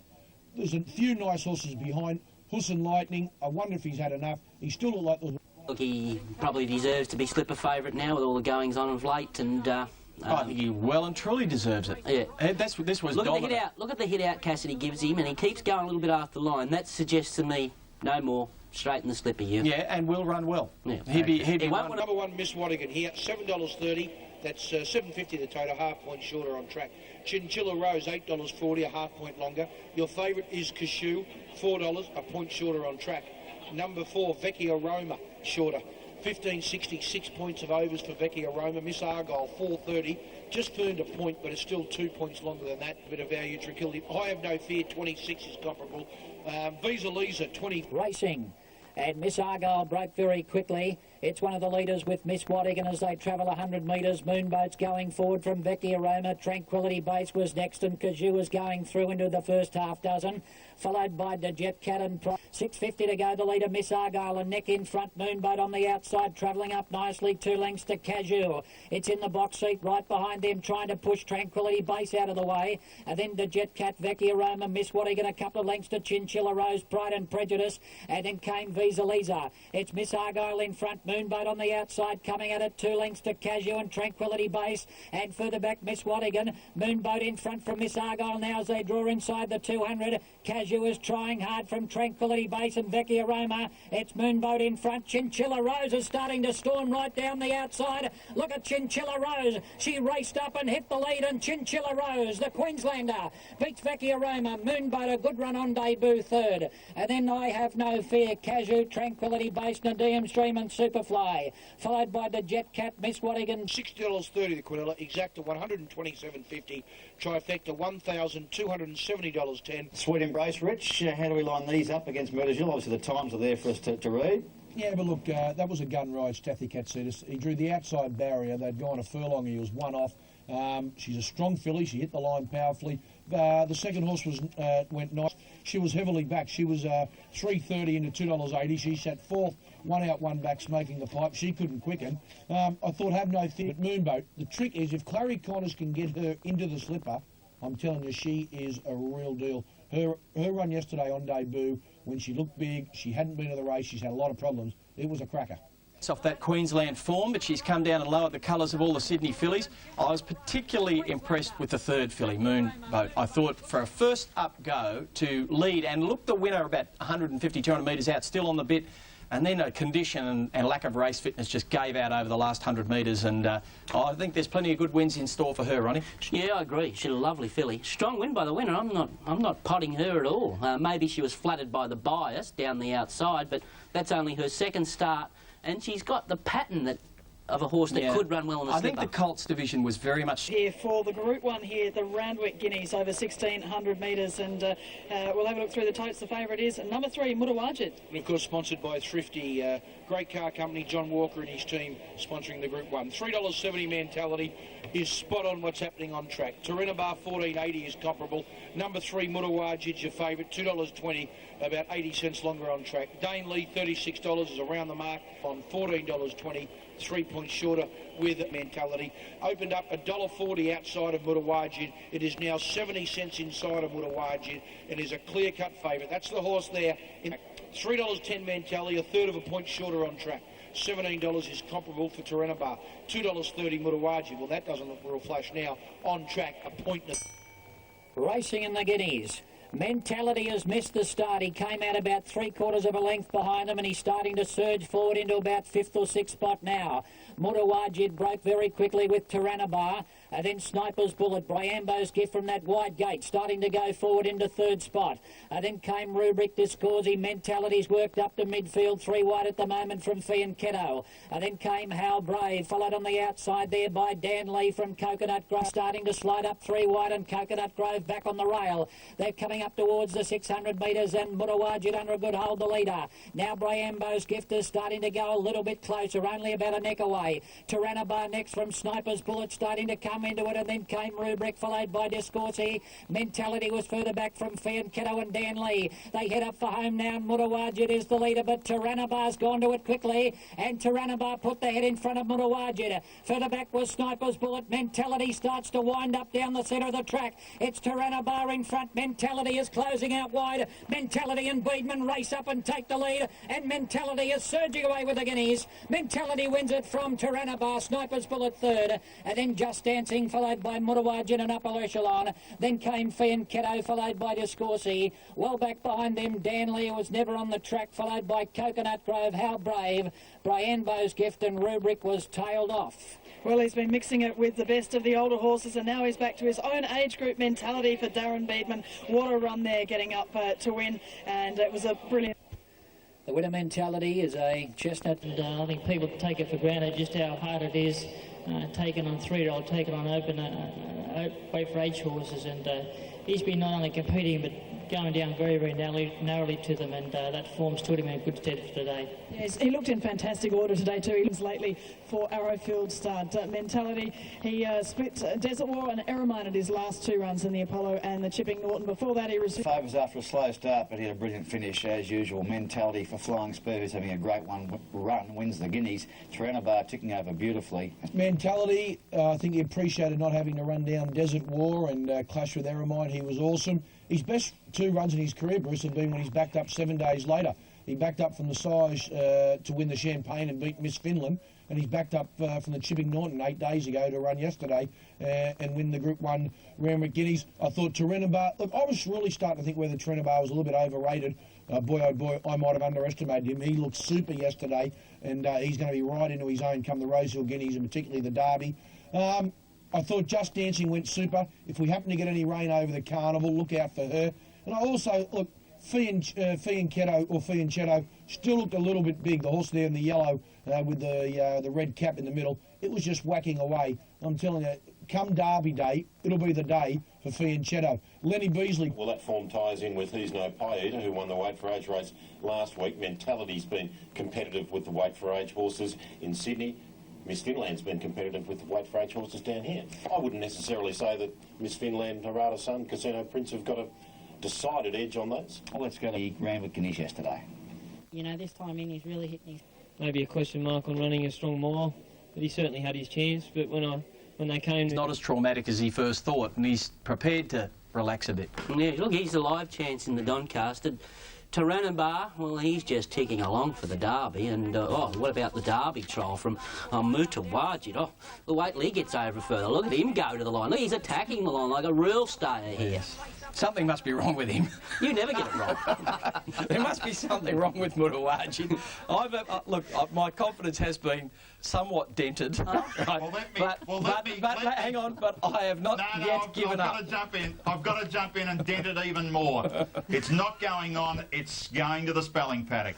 And they're getting it ready for the Galaxy. Group 2, the Marriott Hotels Challenge Stakes for the sprinters over 1,000 metres. Richie, let's have a look at the totes. Yeah, Sparkle Life 360. They bet that being well back here on track. A third of a point shorter than that. Uber 1160. Out of trees. I can see Tarzan out the back, out of the tree, into the yard, into the betting ring. Bang. Heavily goad. $3 a tote. Shorter than that now on track. The Tycoon a half point longer. 16.30s around the mark. Biscayne Bay. Lucky Night. $29. You can see spot on. Mark, the punters are letting their winnings roll from Mentality on the Spark of Life. Button and they're racing, and Spark of Life sprung out of the gates and takes the lead from Biscayne Bay. She's Value, Max Tune, and whoever going through in the centre. It's going up to 4th now, going past Mel. Spark of Life came across and took up the running. It's in front of She's Value, going up underneath it. Biscayne Bay 3rd, 3 lengths to whoever's being niggered along.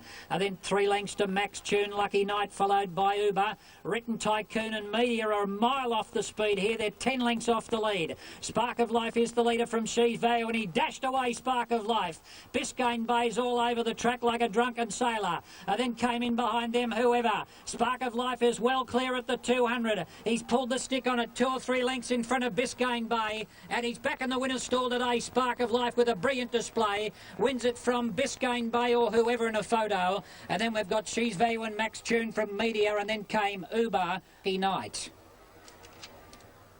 Well, a brilliant display there from Spark of Life, who, even though he's a 6-year-old, I think it's the best he's ever looked today. Zach Purton over whoever, who ran a great race in Biscayne Bay, and Max Tune.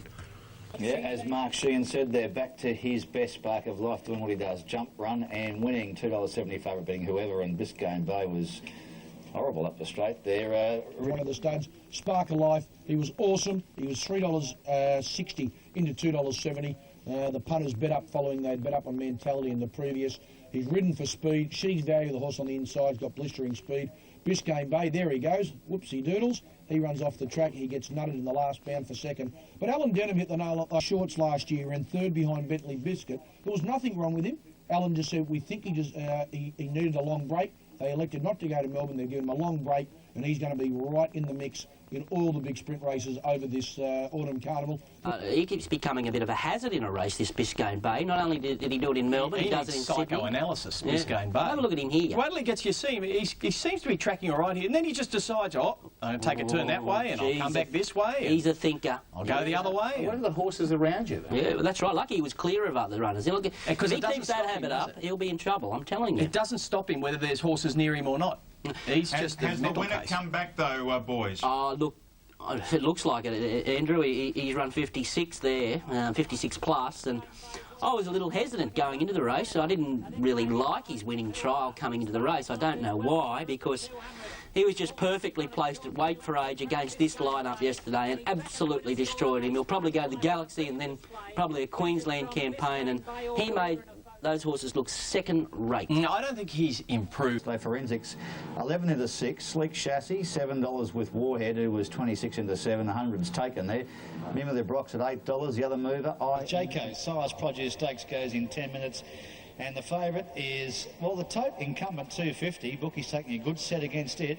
Ciccone at 380, it's around a $4 chance on course. The value is in marching, $9.10, only 5. The money is telling us that Ciccone is going to come through the Blue Diamond, Steve, and Frank, that form, so to speak. Incumbent 270 up to 340 now, tote figures last 5. Ciccone tightening up from 380 to 350. As mentioned, marching 8, 10 into 6. Further out on the track now, Potomac is going up towards the leaders, and when they settle down, Potomac from the outside just shaded Joyous Rapture, marching back third, followed by Ehor, then Ciccone fifth, settling down from incumbent, 2 further back, and Ehor took it up now, a length and a half Potomac on the outside there of Joyous Rapture, 2 further back, Ciccone gets a beautiful run fourth, a length into marching fifth, 2 further back, then Angelic Night Speed, incumbent outside in a fair way off them, and 2 last of all coming up to the turn below 0. Ehor led Potomac the outside, Joyous Rapture third, Ciccone 2 lengths away from marching, and then a gap to incumbent. Ehor from on the outside, Potomac, Joyous Rapture back to the fence. Marching got into trouble in front of it, Ciccone turning for home. Potomac and Ehor, Ciccone held up for a run. He'll have to hook to the outside now. Back of the fence, Joyous Rapture. Here's incumbent late on the scene, coming with a big run. Incumbent winding up, has raced up and hit the front now. Ciccone just tightened up, marching battling on, followed by below 0, but incumbent had the last crack at them, and incumbent comes away a length and a half. Second marching, below 0, third, Ciccone, not a lot of luck fourth. Then for the back, Joyous Rapture, followed by Angelic Night Speed, Potomac knocked up, and Ehor is last of all. Well, Damien Oliver wins his second Size Produce, but some 14 years apart. He won it back in 19. At least it looks cheap now. Well done to Lloyd. Certainly does, and returns $3.50, $1.30, number 3 marching $1.85 below 0.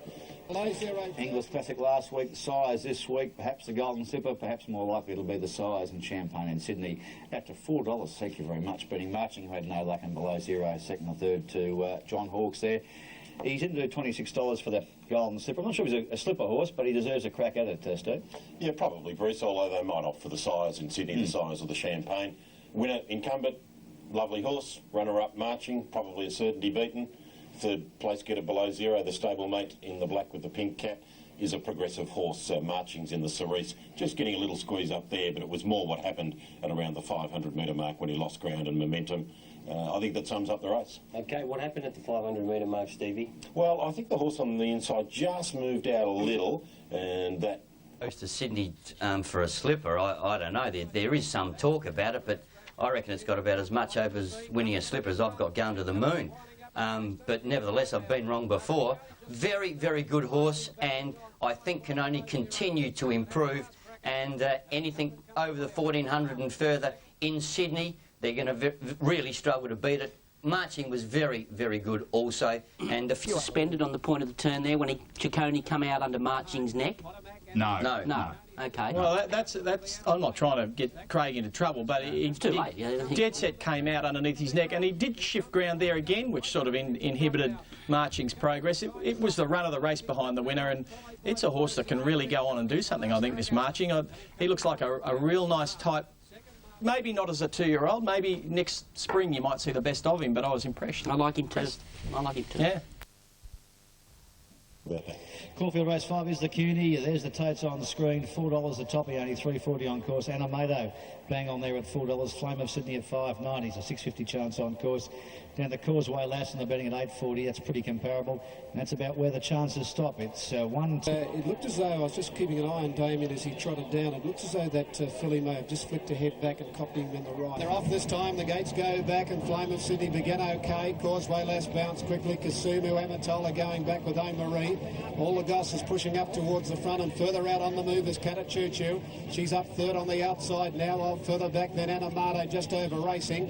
Then Deloraine and the CUNY. Second is Catachuchu, getting a lovely run at the 850, a length and a half Deloraine. Over on the inside of it, Causeway Lass, followed by Animado. Canel's had no luck. Back in the middle, Delago missed the inside. Flame of Sydney. Kasumu was on the move, a length and a half, O'Marie. And Amatola last of all, 600 to go. All the Goss, a half to Catachuchu, two further back, Deloraine. Causeway Lass fourth the fence, a length into Animado fifth. Canel wide around the outside from Kasumu. Delago missed, Flame of Sydney. Then Amatola and O'Marie is last of all. Turning in, all the Goss from Catachuchu, travelling well. Delaraine's gone up out three, then further back Animado. Causeway Lass is held up. They sprinted to 300 now. Catachuchu took the lead from all the Goss, followed by Animado getting out. Then Deloraine. It's Catachuchu down at the 152 in front of Animado, who's trying to bridge the gap to stablemate. Animado coming up to Catachuchu. She'll get up Animado. Animado too strong, 3/4 on the line. To Catachuchu. Flame of Sydney, I'd say third from Delago, missed and O'Marie. Then all the Goss further back. Then came Canel, Causeway Lass, Deloraine, Amatola, and near the tail is Kasumu. Well, David Hayes, Quinella is the CUNY Stakes at Group 2 level. He won it back in 93 with Orsay. And now Animado back from the Group 1 for Charity to her own sex, the 3-year-old filly. She's a quality filly. Animato returns 440, 170. Catachuchu 140. Flame of Sydney 190. Quinella 430. But Craig Newitt on 1, beating C. Newitt on C. Williams on 2. Animado, the filly by reduced choice, beating Catachuchu and Flame of Sydney. They cleared out the Hayes pair, running first and second. Craig, you picked up the rod on this filly, and love the way she comes off the back of the stablemate here. Yeah, Bruce, she raced a little bit handier than what we thought. We didn't want to be too far away, and she drew good and put herself in a very nice spot behind Catachuchu. And David just said to me before the race, the other filly might just struggles to run a mile, and this one eats it, you know. So we stayed on her back, and she was just too strong on the line. She's got Chuchu, I still thought was very, very good indeed. But I tell you what, the rest of them behind it, at that class, I think they're struggling a little bit, and I really think the cream is starting to rise to the top. And again, these top two are going to go to Sydney and be very, very competitive. Yep. Yeah, two class fillies. They gapped them the last 50 metres there, didn't they? Delago Miss should have finished closer. She got a squeeze at the top of the straight, but two top class fillies. I couldn't find an excuse for the ones behind them. No. They were dominant. Look here, look. She's just stalked her. Newitt stalked Williams here and just got the slipstream. Out he comes, but nothing from behind. Look, they're racing away with class and quality, this pair, and they're pretty good. A different race to the rest of them. Yep. Coming to the yard here for the Group 1, Seppelt Wine, Newmarket Handicap. Favourite, Miss Andretti. Second favourite, very easy, is 4 Gold Edition. We're then out to 1 Dance Hero and 7 Schwick on the TVN screens. We'll show the totes. Big odds, the tote, Super Tab, Dance Hero, short of New South Wales. Any suggestion? The Waits horse, $20, on course $13. And big odds remainder. Minutes will tell, but I feel we've got her as good as we can, and I think these really great racehorses, which she is, she'll look the winner somewhere in the last 100 metres. Good lead now for the 1 Dance Hero. Well, it's the one that they've spec'd late. No surprise, and certainly over the odds on Victorian TABs, again, that's probably no surprise, but he won the equivalent of this race in the spring, and he's a proven fresh horse, Dance Hero. The field is set. Gates are back and they're racing this time. Miss Andretti flew the gates out wide, so did Dance Hero and Gold Edition, and Magnus away quickly. Easing back Soleil after the start, and Dance Hero goes through to lead Gold Edition, Miss Andretti, Magnus. Any suggestion? Getting just up behind, settling down. Then Soleil, followed by Candyman, Electric General Undue. A gap to Swick, 3 further back. Tesbury Jack second last, and Shadow A's last of all. At the 800 in the Newmarket, Dance Hero a length in front. On the outside, Gold Edition a length and a half to Magnus. Then Miss Andretti Andretti on the outside of Any Suggestion. Candyman Soleil. Electric General Undue. 3 further back Swick. 2 to Tesbury Jack and Shadow Ways is last of all. Up to the turn of the Newmarket. Dance Hero a half to the filly. Gold Edition given her head now. She's starting to chase 2-2 on the outside. Miss Andretti poised to pounce now, followed by Magnus. Then came further back Undue. Dance Hero headed by Gold Edition. And the Iron Filly Gold Edition hit the front. Miss Andretti going after it, followed by Undue. Over on the inside, Magnus coming home well. Gold Edition, Miss Andretti coming at her. Over on the inside, Magnus followed further back by Undue. Oh, Miss Andretti's got a nose in front near the line. Miss Andretti takes the Newmarket ahead on the line to Gold Edition. Magnus are on the outside, Undue third and fourth. They're followed by Swick out late. Then Tesbury Jack, Shadow Ways, Candyman. Dance Hero knocked up from Any Suggestion, Electric General. And Soleil is last of all. She's done it, this wonderful mare. She is the best sprinter in modern times, and she smashed the track record, 1:7.74, carrying weight for age. No horse has done what she's done. She had to run down a gun filly in Gold Edition, but 1:7.74 smashes the track record, wins the Manikato, the Lightning, the Australia Stakes, and now she wins the Newmarket Handicap, carrying weight for age. No excuses for anything in the race. Best horse wins, and now she takes on the world, Steve. Enormous performance, Bruce. 1:7.7 takes almost a half a second off the track record. The track record here at Caulfield that's very rarely threatened. Miss Andretti, Craig Newitt, Lee Friedman, 56, emulates the likes of Special and maybe Mahal, Bruce. Oh, Steve, it's just amazing to run 1:7.74. Lee, did that even surprise you? The time surprised me. I tell you what, coming to the corner with the weight, she was under a bit of pressure to sort of make up ground on the leaders, but she's got an amazing will to win this mare, and to carry that record weight and get past the 3-year-old as good as that and run that time, it's just an outstanding performance. You said it was a task that she faced. She's faced it and beaten them. Where does she sit now alongside of Scalacci, perhaps? Well, she's got to be right there with him. I mean, he won a Galaxy with 57 as a 3-year-old, which was an outstanding performance as well, but this mare's just done everything we've ever asked of her. You know, she should nearly be unbeaten for us, so we think she's, you know, as I said the other day, in terms of her place in the stable now, for her reliability and her overall brilliance in that, she's up there with Maccabi Diva, I think. And now she takes on the world. It's a big call, Maccabi Diva, but now she's got a bigger call. Yeah, they'll know they're in a race, don't worry. Good on you, Lee. Well done. We'll catch up with Sean Buckley. Well, pretty good birthday.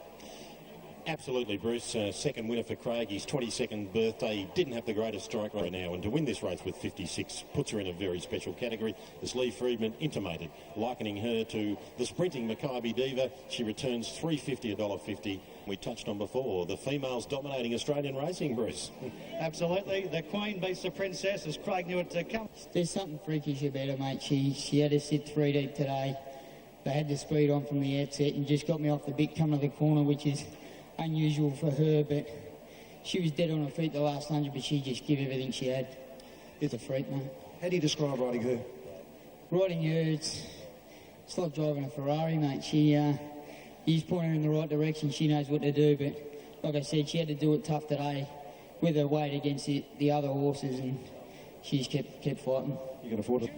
Another Group 1 for Miss Andretti, another track record. She holds 4 of them, and she's the best sprinter in the country, possibly one of the best in the world by Iteram. Wouldn't be going through the Easter yearling sales this mare, but you'd love to own her nonetheless. $4 bet Gold Edition, who was brave, Undue, who was undue, Magnus, who was magnificent, but there was only one story in the race, Craig. It was your mare. I think you probably summed it up, said she was running on fumes at the last little bit.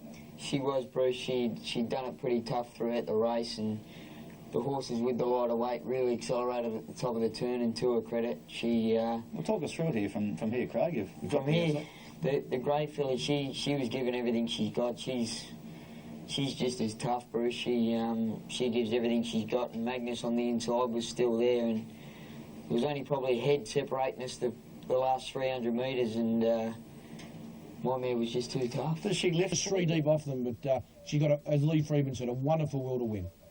Gold Edition, I think, will be heading towards Brisbane for the Doomben 10,000 and perhaps the Stradbroke. That's when we'll see her next. But let's start.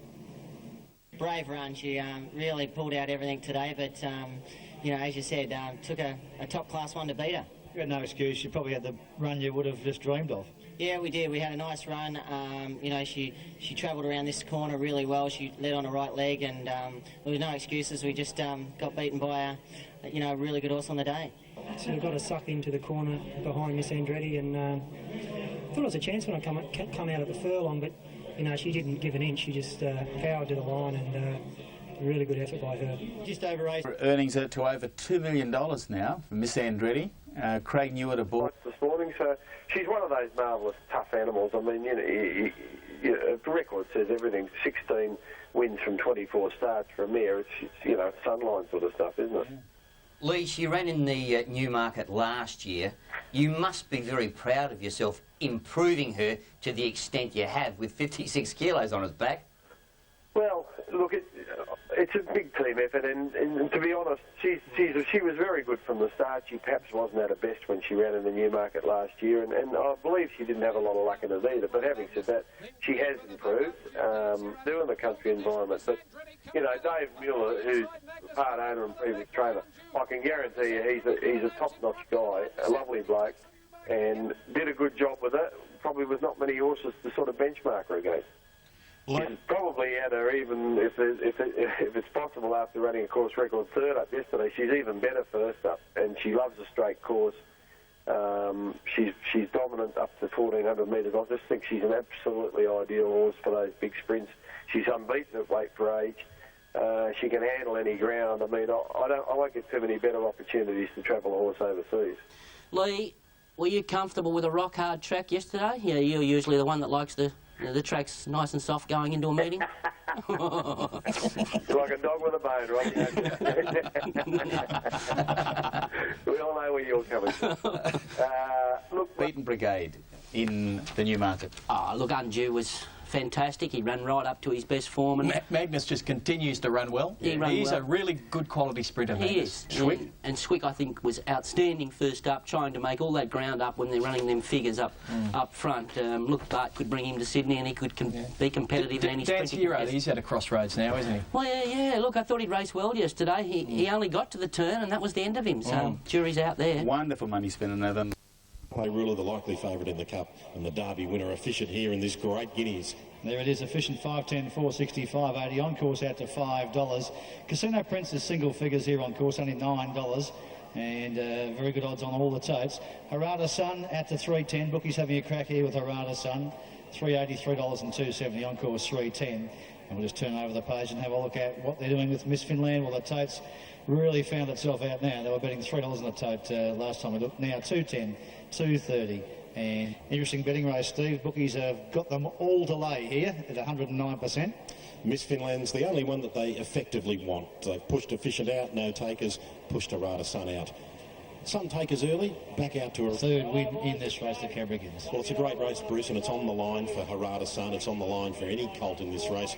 You look at the list of winners, of course, to Beale. Back in 1990, it's been a great horses race. Kenny's Best Pal, Mahogany, Flying Spur, the stallion of the moment who beat Salius, the filly, back in 96. It's just been a great race. And the King of the Guineas now, Casino Prince, Arezzo bounced quickly. Efficient went back after the start with General Albert. And when they settle down, Wordsmith, Miss Finland and Joker's Wild from the outside pushing on. It's Joker's Wild caught out wide with Arezzo. They're pushing up towards the front with Churchill Downs. Arezzo had the lead from Churchill Downs. Joker's Wild, Casino Prince. Miss Finland's quickly got up to be running fifth, one off the fence. 2 to Harada Sun, over racing Wordsmith, 2 to a thumb. At the 900 metre mark, Arezzo a length in front. On an even speed from Churchill Downs, 2.5 to Joker's Wild. Miss Finland back running fourth on the outside of Casino Prince. 2 lengths further back, Harada Sun, Wordsmith, a gap efficient, and General Albert last of all. At the 600 metre mark, and it's Churchill Downs putting the pressure on Arezzo. 2.5 into Joker's Wild. Casino Prince is now pushing up on the inside, a length further back, Miss Finland. A length right behind her, Harada Sun. Then Wordsmith followed by Efficient. They're homeward bound. Arezzo grabbed by Churchill Downs. Further out, Joker's Wild, and here's the filly, Miss Finland, coming with a run. On the back of her, then Harada Sun in the straight. Joker's Wild hit the lead. Miss Finland down the outside, going after Joker's Wild. Joker's Wild's a length in front of Miss Finland, a gap to Harada Sun. Joker's Wild a half in front. Miss Finland trying hard. Here she comes now, Joker's Wild from Miss Finland. Casino Prince up on the inside, storming home like it. I think Miss Finland's one of the nose. On the line, 2 Casino Prince, and a great finish. Third, probably Joker's Wild from Harada Sun. Then came Efficient. Further back, Churchill Downs, General Albert, Wordsmith, and last of all is Arezzo. I think the filly's got up to win the Cadbury Guineas. I think you're right, Brian, but we'll wait and get it confirmed. Casino Prince died through late on the inside. Miss Finland's on the outside, and she will get it. We'll show you the print to prove it. Miss Finland will get the photo here, and what a day for the girls. What sort of history we're going to see here, Steve. It's just amazing. You've seen it with Miss Andretti, and now you've seen it with this filly. Absolutely, to win this Group 1 Guineas against the males, we've touched on it. Only Trisco's done it previously.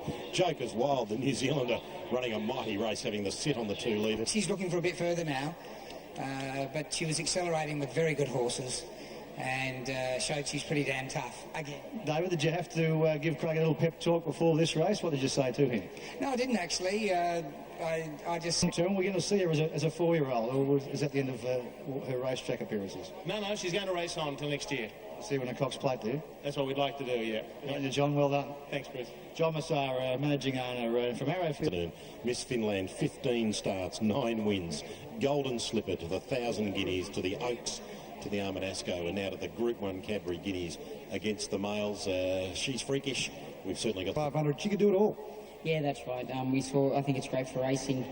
The turnout today and the quality of field's been great. I haven't been up here at all until today, and we saw a great mare win the race before, and then you saw a champion filly win this race. She's something. It was interesting it down there on the grass, making sure that was the finish post. He got the photo. Miss Finland, the Golden Slipper winner, the Oaks winner, and now she's the Cadbury Guineas winner, beat Casero Prince and Joker's Wild. So, there's a sense of timing about these great horses. Miss Andretti sticks the head out. Miss Finland sticks the head out. Yeah, this is a fantastic build-up. It was a fantastic race. Look, there was speed. Joker's Wild from New Zealand ran out of his skin. He looks like a patchy cat, doesn't he, coming down the straight there with his baldy face. Miss Finland sitting 1 out, 1 back, gun ride, Craig Williams, over the mile. That's where she needed to be. Nash, I thought he might have crept a little bit closer inside the 600 to put the pressure on her earlier, because we know she's got a fantastic turn of foot. So has Harada Sun.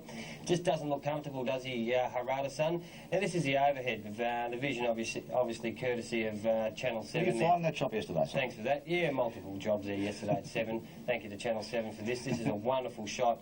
You can see Harada Sun on your right of screen, just wanting to lay in that little bit. Nash had to always put 2 hands on the rein to straighten him up. Casino Prince cruised straight up in behind him at the point of the bend. Probably needed to get out a little bit earlier for him to really test Miss Finland and Joker's Wild, but absolute freak. I will not see another 3-year-old like her in my lifetime, I wouldn't think. She's only a couple of 100,000 behind Octagonal's record in accumulating prize money as a 3-year-old, Steve. She's wonderful. Is that true?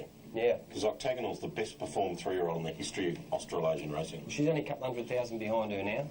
She's a freak, fantastic. 9 Group 1s for the season already for David Hayes, 5 for Craig Williams, including 1 outside on lyrical bid for Brian Mayfield Smith. But the beauty about her is that she adapts to any circumstance. Pace steady, pace slow, pace quick. She was terrific again yesterday. And Harada Sun, you're not going to give her 2 lengths an ounce sprinter. She's effectively a 10 furlong, 2,000 metre horse plus. Craig, what's your view?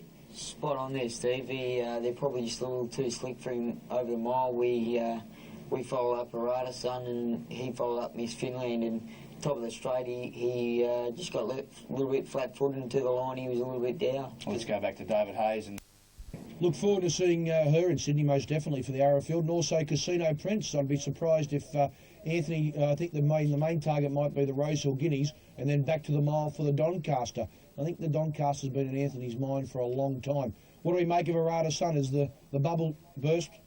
Well, let's find out from Nash and the package of the beaten jockeys from the Cadbury Guineas.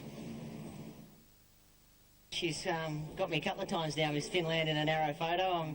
I'm sick of looking at her head, but Casino Prince ran a great race, and he finished really strong. He finished full of running, so all looks good for a little bit further for him too. Yeah, definitely thought I was home. He travelled beautiful in the run and give a big kick, sort of top of the running. Thought he was home. He took a great filly to run him down, and just probably got a little bit tired the last 20 metres, but. When there's that sort of quality chasing you, it's hard to hold them off. I'm just sort of the opinion that he may not quite be over that problem he had last week. And I guess the connections and Tony sort of have to make a decision over the next week or so, just whether to really press on with him at this stage. I mean, he's a horse that I think's got more ability than any horse I've ever ridden, and I reckon at this stage, the more we can nurture him, the better. Like there's a Cox Plate on in 6 months, and if he doesn't come through today's run 100%, they're probably better off looking for the paddock. In transit to win, and look, we all know how good she is. She's clearly the best 3-year-old filly in Australasia without any trouble. But again, can I only emphasise, Craig Williams is the greatest tactical jockey in Victoria currently. He fails to ride a bad race as far as I'm concerned. Casino very, very well, and unfortunately I'm still none the wiser as to how good Harada Sun is. I believe they'd go forward. I think they were dreaming if they thought they were going to come from behind Miss Finland and beat it. I think Nashua Willis had sufficient rides on it now, knows that it hangs in badly, and he continues to have the stick in the right hand. Yeah, I'm a little bit bemused too, and... Only fair, sorry Ron, just according to Lloyd Williams, efficient goes to the paddock, only a fair run. Harada Sun, nothing amiss with the horse this morning. They'll let the dust settle to decide which way they go. Alf? Yes? Craig Williams, what about the day he led by 6 lengths on it? What were the tactics like that day? Okay. Let's go. He's nailed you there. Hey, but hang on, he's improved since then, and that particular day, he was... But he rides very few of them. Well, I thought it was a fabulous effort from Miss Finland. Look, I think you're right. She's the best 3-year-old filly. She's probably the best 3-year-old of the colts and the fillies. I think she franked that yesterday. I don't think she would have won the Australian Cup if she'd have run it at weight for age. I think she's got to make that next leap, which is to beat older horses at weight for age. She may not even get an opportunity till she's 4, and it's a huge jump. So, you know, I think she's a fabulous filly, $4 million nearly in stakes. That just says how good she is against her own age. And she, you know, if she makes that one extra step, I think next year. I don't think this year, but I think next year she'd be the horse of the year. Casino Prince. Second in the first Group 1 on the Gold Edition, second in the second on Casino Prince. He's on the favourite here, El Segundo, $3, $2.90 and $2.40 on course bookies are taking him on at the $3.50 El Segundo. Pompey Ruler, the tote tightening up a bit now, $5.80 is far more realistic on course, only $4.80. Basically, we've got 4 horses in single figures. They are El Segundo favourite from Pompey Ruler, over to 11 Marasco at $5.10, longer on course, $5.50, and Aqua Moore, look at that, $13.40. What more is she going to do? She's only 7-2. Group 1s this afternoon, $3.50 to $3.20 on course, El Segundo, and let's go to Brian Martin for the call of this year's Darley Australian Cup. Group 1's coming up here on Super Saturday. Crowd up towards 20,000. A magnificent day of racing. The 2 misses have stolen the show so far. Miss Andretti and track record time in the Newmarket, and the wonderful Miss Finland getting up in the last bound to win the Cadbury Guineas. What does this race have in store for us now? They're racing. Let's have a look at her Aqua Moore. She bounced away only fairly, missed it about 1.5 lengths with Torquay. El Segundo going back after the start, and Ladder the Manor out running. But there goes Casual Pass to head them off early, and maybe better Pompey Ruler are prominent.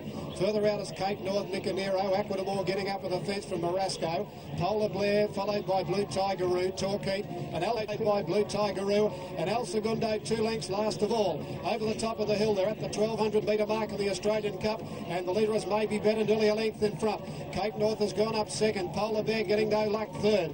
Fourth is Casual Pass, 2 then to Pompey Ruler fifth. 1.5 lengths then to Ladder the Manor, followed by Nicanero. 3 further back, Aqua Moore, Marasco, Honour and War, Torquay, Blue Tigeroo. El Segundo will have to pull out a huge run. He's last of all at the 800 metre mark, and maybe better has slowed them right down in front. From on the outside, Cape North, then 3 deep, Polar Bear. Casual Pass has had a good run fourth. 2 lengths away, getting a nice run, Pompey Ruler fifth. 2 further back, Nicanero, Ladder the Manor, Torquay improving. Then Aqua Moore, Honour and War, Blue Tigeroo. El Segundo second last, and last of all is Marasco coming to the turn. The speed right on now, inside the 550. Maybe better from Polar Bear on the outside, then Casual Pass.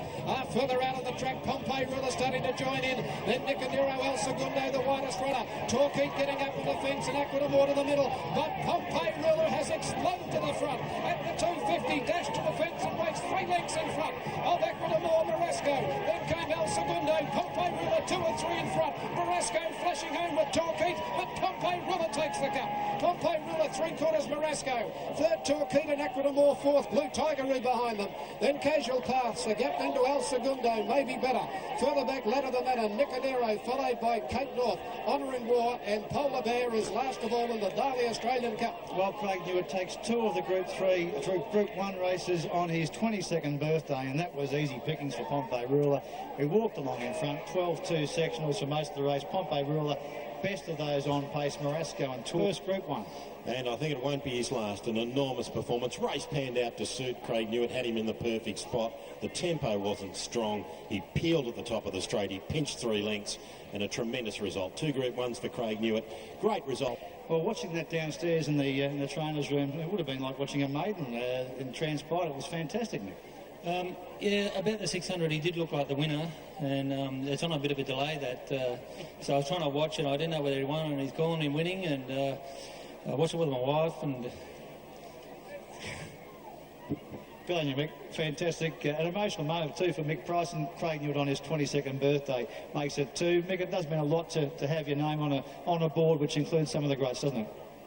Well, it's a time-honoured Group 1, and good on you, Mick. Well, I don't think words need to be said when you see Mick Price. He's one of the best in the business, and that's just... Of course, Marasco and Torquay just behind them, Aqua d'Amour, who was 5th, Blue Tigeroo, beating home the stablemate El Segundo. Pompey Ruler, Craig Newitt, Mick Price, $5.20, $1.80. Marasco... Weren't aware, but we were trying to have a chat with Mick Price down there before, and he got pretty emotional and couldn't speak to us. It means an awful lot to him for this horse, and he's set out and mapped out a plan for this.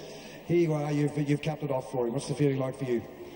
Mate, this is as big as buzz as you can get. Mick's done a terrific job with this horse, and the owners have done a super job. He hasn't had much luck in his life, this poor little horse, but he's got one hell of a motor.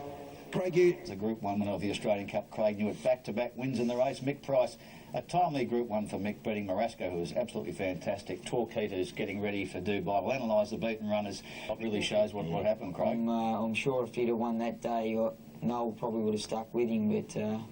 he lets down quickly, doesn't he? And then he just plateaus. And... He's got a very, very good sharp turn of foot for probably 200 to 300 metres, and then he sort of really flattens out, and I'm sure if anything sort of loomed up alongside him, he keeps finding, you know. He's a very positive horse away for age in terms of gate speed going forward. Here's the beaten jockeys, though, from the Australian Cup. The straight's just too short for him. He takes a bit longer to hit his straps. And with horses like Pompey Ruler up on the pace, they can quicken and get a break. Makes it hard for Marasco, but whatever he did this prep was all a learning curve. He'll come back a stronger horse. She missed the kick by 2, and then they crossed me, so I didn't have much choice but to go back to the inside. And I poked through and got a nice run through, but they steadied off the pace probably from the 1,000 to about the 600, and they quickened, which probably cost us. It was just a really excellent run from him. Got all the thoughts of Caulfield Cup coming down the side. They were opening up inside. I just sucked inside, and I ran into a brick wall. It didn't open, unfortunately, but when he did, he really powered the line beautifully, and we couldn't be more happy. I think he's just come to the end of his tether this campaign.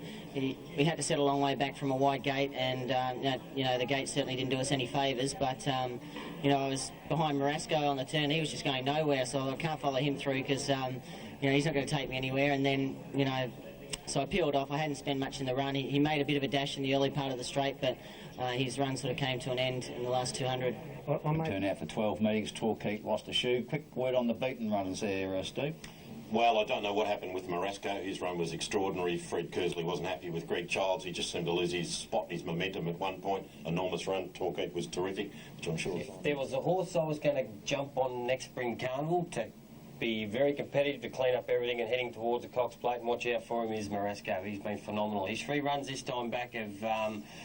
he's had a bad experience, let's put it that way. So he's going to have a bit of time up his sleeve now to mature, and he'll come... Not to, and Greg Charles got into a little bit of traffic problems at about the 950 metre mark, which saw it go back to last after Torquay improved inside of it and a couple improved around it, and then El Segundo getting back. Well, he was never going to be able to win because the simple fact, with the rail out 7 metres, you were never going to be able to cover that much ground. But look, when you stop and analyse it and boil it all down, full credit to the winner.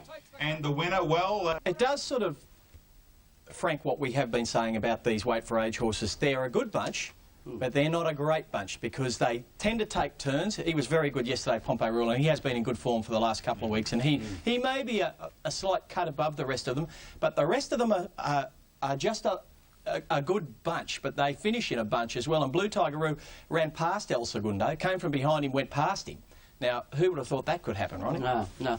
Look, the winner's the best horse. I think he's got tactical speed. 10 out of 10 to trainer and jockey. They just prepared this horse beautifully. Oh, great work from Mick Price. Yeah, unbelievable. Because he lost a few supporters on the hard track yesterday. He's sort of a horse that's been better with the sting out of the ground, but look, he pulled through. He was ridden perfectly from a good draw, and he was fairly dominant there, in my opinion, and he's always promised that, because he's still a relatively lightly raced horse.